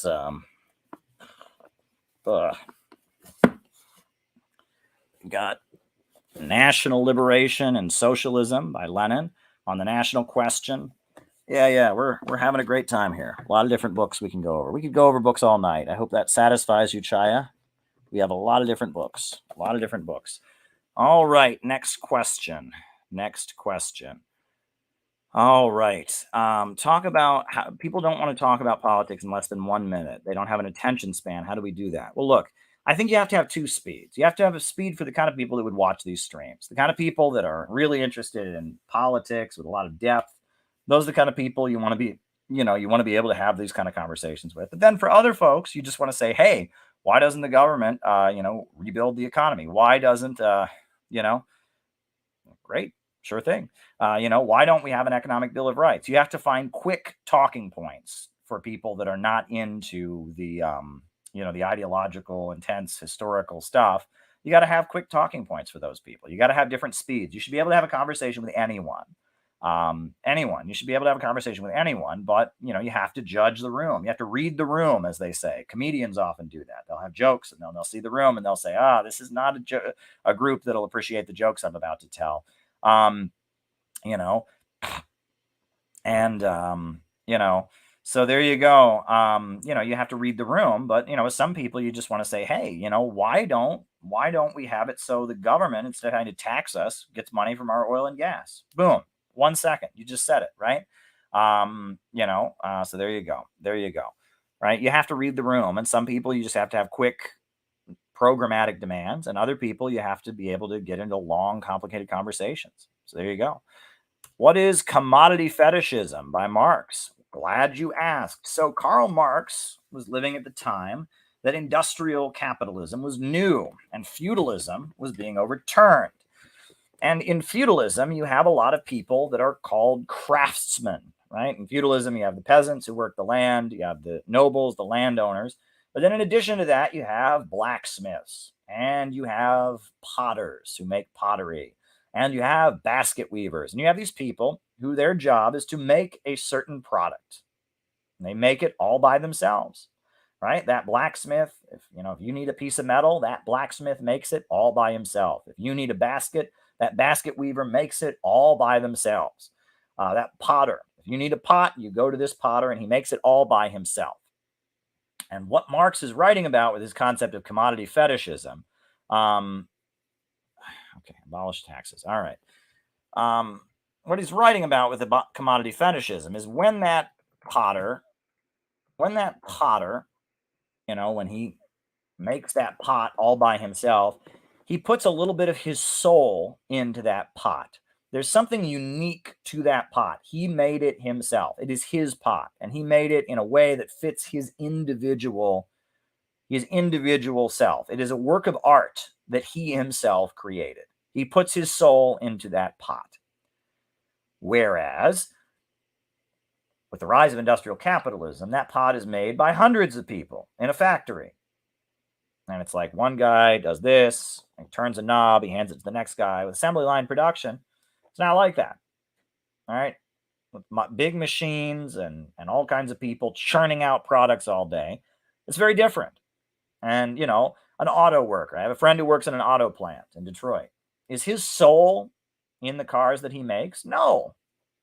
He pushes a button all day, or he cuts pieces of metal all day. Is his soul, if you go and buy if you buy a new car that he helped make, is there a little piece of his soul in it? No, of course not. Of course not, right? Because he's alienated from labor, right? The commodity fetishism, the fetish, now we think of it as like a sex thing, but fetish was a word for statues, right? It's like graven images, or what do they call those, idols that ancient people used to bow before, statues that they thought had spiritual power.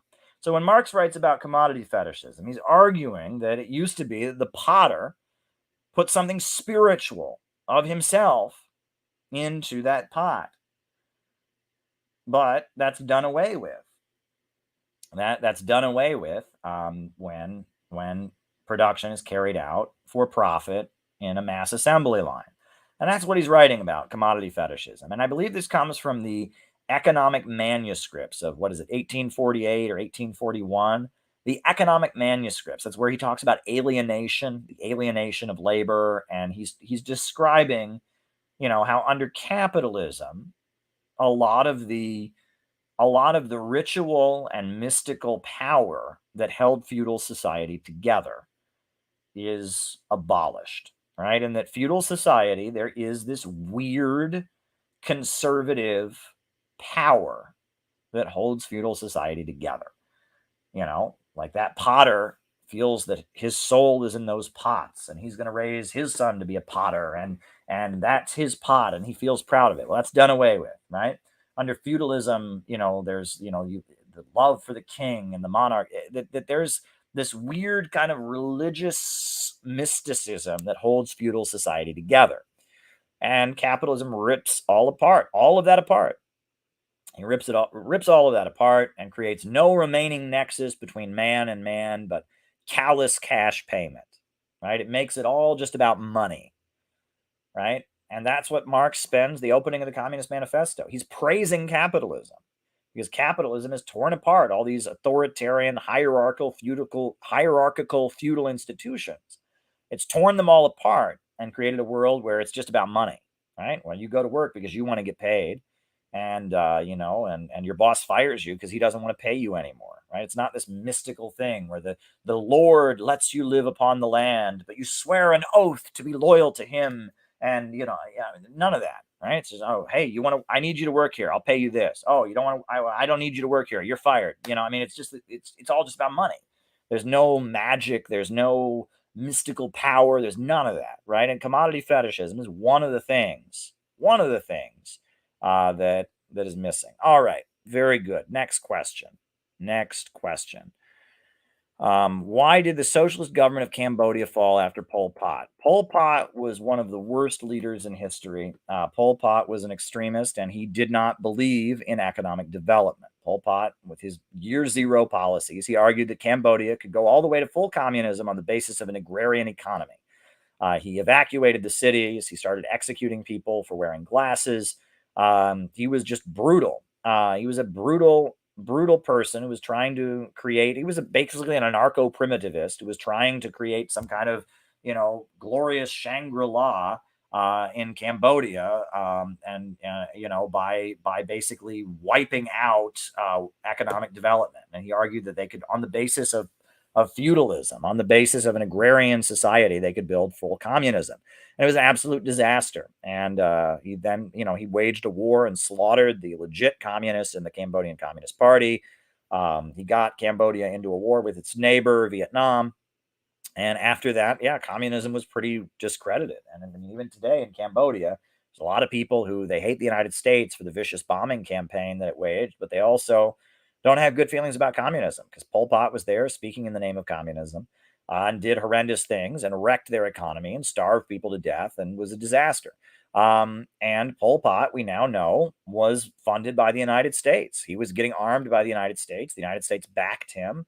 And the United States also kind of encouraged China to intervene and attack Vietnam on his behalf. The Kampuchea War was largely a manipulation by U.S. imperialism. Zbigniew Brzezinski and Henry Kissinger manipulated communists in Southeast Asia against each other. The Kampuchea War was a big disaster. And it was, Pol Pot was a big player in it. He was being covertly supported by the USA. So there you go. All right. Next question. Bernie brought cool ideas to the front and then chickened out. Yeah, but he was never meant to be the candidate, right? Again, it was about floating some ideas out there. Could we move toward a more social democratic model in the United States to stabilize capitalism? A lot of the reforms he did would have improved working people's lives quite a bit. But there was a section of the ruling class saying, do we have to do that? Do we have to do that in order to, in order to go there, right? I mean, you have to remember the Council on Foreign Relations, a couple years before Bernie's campaign, one of the front, covers of Foreign Affairs magazine was the social democratic future of the United States. And there were factions of the ruling class saying, maybe in order to stabilize capitalism, we need to have more of a welfare state. And there's still sections of the ruling class that think that. And I think sometimes the more Malthusian sections think that way. If we can make sure everyone's not starving, because when people starve, they riot. But if we can give everyone a little bit, give everyone, a little bit of an income and some marijuana, and some pornography and just let them, become depressed and kill themselves gradually and, let their quality of life deteriorate and put them on all kinds of psych meds and medications and get them just kind of miserable and lonely without any friends and sitting on the internet being programmed by our algorithms. That'll be a much more feasible way of driving down the population and eliminating the useless eaters. It'll be a much more useful way of doing it than say, straight up starving people to death or having a big war or, something like that. Right. And that some of the social engineering folks do like the welfare state because it's a stabilizing thing. Right. That's just a reality. Some of them think that a welfare state might be necessary as a temporary measure to stabilize the economy and drive down the population, right? Some of these fascistic elements that are Malthusian are open to something like a universal basic income. That doesn't mean I'm for a universal basic income. I think that would be good for working people to have a universal basic income, but I think there are some people that are for it for different reasons than I'm for it. So I'm for it because it would improve the working class. It would show people that you can organize and fight and win things, and that would lead people to go out and organize and fight for bigger things and build a working class movement. They're for it because they think it'll be a way to program and carry out social engineering policies. So there are differences, right? So there you go. All right, next question. This is cartelism disguised as capitalism. My friend, all capitalism is crony capitalism. All capitalism is crony capitalism. Capitalists always try to use their wealth and influence to buy government officials, to have the government do them a favor. That's just how it works. There has never been a society that's truly free market where the government just sits back and says, all right, boys, whoever's the strongest wins, let the market decide. It has never happened in history. Never. Not during the Gilded Age that libertarians like to talk about. Not during the Roaring 20s. Never, never, never, never, never. The government is always playing favorites. The government is always helping some capitalists at the expense of others. That's always how it works, my friend. All capitalism is crony capitalism. And yes, we now live in the age of ultra monopolies. Imperialism is capitalism in its monopoly stage. Trusts, cartels, and syndicates, big monopoly corporations that dominate the world, right? That are using the state is working for them. Big banks, big oil companies, ExxonMobil, and Chase Bank, and HSBC Bank, and BP, and Shell, and Chevron, and ultra monopolies. And General Electric has its tentacles all across the planet. And the Walton family of Walmart are maniacal. And yes, you are right. We live in an age of cartelism, but cartelism is capitalism, right? You have to understand, Karl Marx wrote about the general law of capitalist accumulation, which is that if a capitalist corporation does not expand, it dies. Let me repeat that. the capitalist corporation ceases to expand, it dies. And after a while, when you have hard times, you have the boom bust cycle, eventually you get a situation where all the capitalist corporations that didn't expand die, and you have one or two corporations that are at the top. And then economic growth stops because you have what's called monopolistic stagnation, because there's no incentive for them to grow because they're not competing with anybody. So now we have mechanisms created. So when that happens, the government breaks them up, in theory, to break apart monopolistic stagnation, right? And that this is, again, capitalism depends on competing entities trying to outgrow each other. And this is the nature of capitalism, right? Go back to Thomas Jefferson. Thomas Jefferson, the founder of the United States, was like a fake populist. Fake populist. Very good. And he said that he was for the yeoman. He wanted America to be a country of yeomen. You can Google this. Yoeman, yeoman.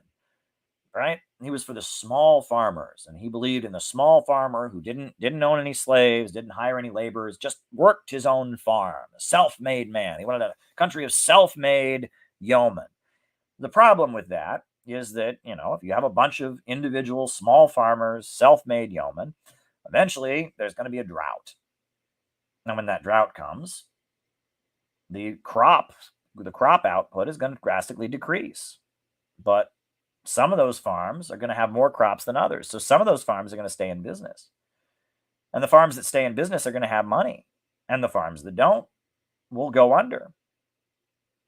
And when those farms go under, some of those yeomen are going to lose their farms. And the farms of some of those yeomen are actually going to get bigger. And pretty soon, some of those yeomen that had their own farm are going to be hired wage laborers. And some of those yeomen who used to only have their own farm are going to have a huge farm in which they have hired laborers at it. This is the nature of the market, right? That yes, when the economy is in a state of boom, you can have prolonged competition. But when you enter a situation like we're in right now, with a pandemic or a huge rise in oil prices or inflation, or when you have economic turbulence, the big ones survive and the little ones go under. And that's the nature, that's how it works. That's the nature of capitalism. And wealth centralizes more and more into the hands of the few. And then when one group of people has more wealth than the others, they tend to try to go to the government and use the government to make it stay that way. This is capitalism. There's nothing non-capitalist about any of this. This isn't the fantasy of capitalism that you get when you read the writings of Milton Friedman, Free to Choose. This isn't the fantasy of capitalism that you get in the work of Hayek and libertarians. This is the reality of capitalism. This is what capitalism actually is, right? And capitalism does lead to wealth centralizing in the hands of the few, and those with much more wealth will use that wealth to have the government do their bidding. And that's why libertarianism is a delusion. The idea that somehow you're going to have a government that is just going to keep its hands off. Just keep its hands off and let the market naturally work its magic. No, the market magic leads to wealth concentrating in the hands of the few. And the market magic leading to that then inevitably leads to the government being rigged for those people. And in fact, just to keep capitalist production going along, they have to break apart monopolies, right? For example, in the United States, you cannot own a movie studio and a movie theater. Did you know that? Right? Why not? Right? Why is the government trying to tell you what you can own? Right? If you're rich and you want to own a movie studio and you want to own a movie theater, that's your business, right? Keep the government's hands off. Well, no.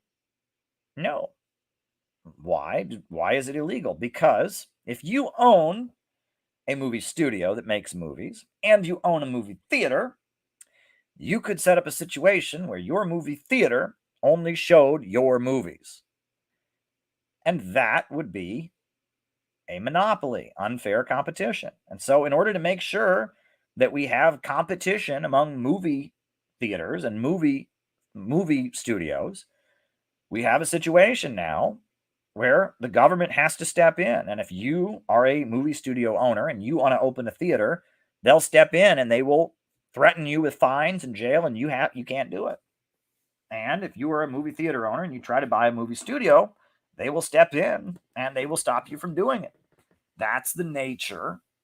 And the capitalists themselves want this. This isn't the big government working on behalf of the little guy. This isn't punishing people for their wealth and their success. Has nothing to do with Ayn Rand and the mob coming after the successful people. No, this is the government keeping the capitalist economy functioning. If they didn't have rules like that, pretty soon there'd only be one movie company in the United States, and there'd be movie theaters that only showed movies from one company. There'll be one movie theater company and one movie studio company. You can't have that, right? All right, man. All right. Abolish taxes. Sure. In Russia, they have a flat tax. They have a very low tax in Russia. Why? Because most of the government's revenue comes from oil and gas. The government sells oil and gas, and then the revenue from that is what funds the government.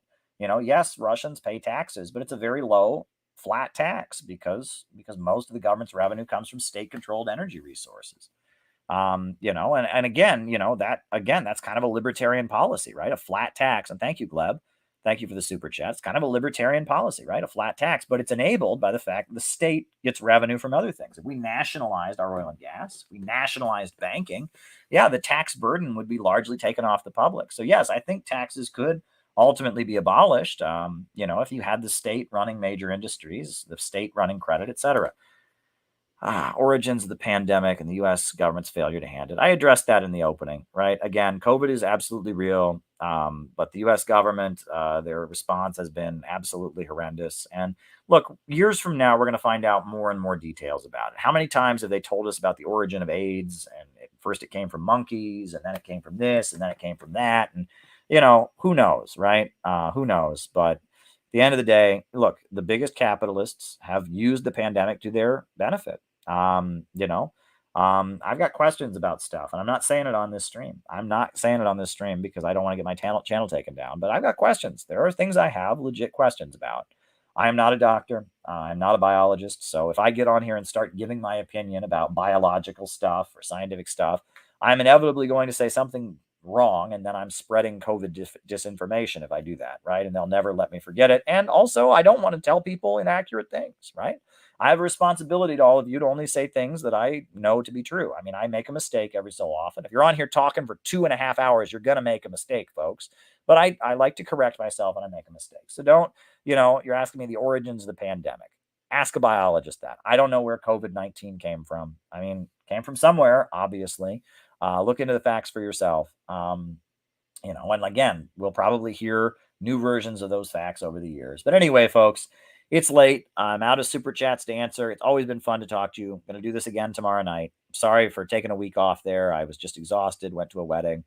All right, folks. It's been fun. New upsurge in the struggle against U.S. imperialism is now emerging throughout the world. Ever since World War II, U.S. imperialism and its followers have been continuously launching wars of aggression. But the people of various countries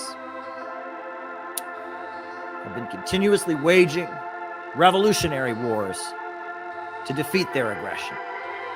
And while the danger of a new world war still exists, and the people of all countries must get prepared, revolution is the main trend in the world today.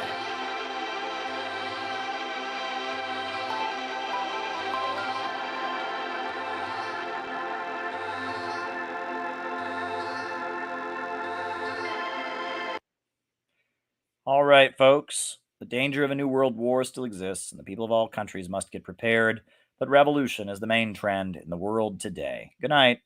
The danger of a new world war still exists. The people of all countries must get prepared, but revolution is the main trend in the world today. We need a government of action that will fight for working families. We need a government of action that will fight for working families. Out of the movement to the masses. Out of the movement to the masses. Dare to struggle, dare to win. Dare to struggle, dare to win. We need a government of action to fight for working families. Dare to struggle, dare to win. Out of the movement to the masses. The danger of a new world war still exists. The people of all countries must get prepared, but revolution is the main trend in the world today. Free Alex Saab, free all political prisoners. Out of the movement to the masses. Dare to struggle. Dare to win. We need a government of action that will fight for working families. Good night, everybody. Good night.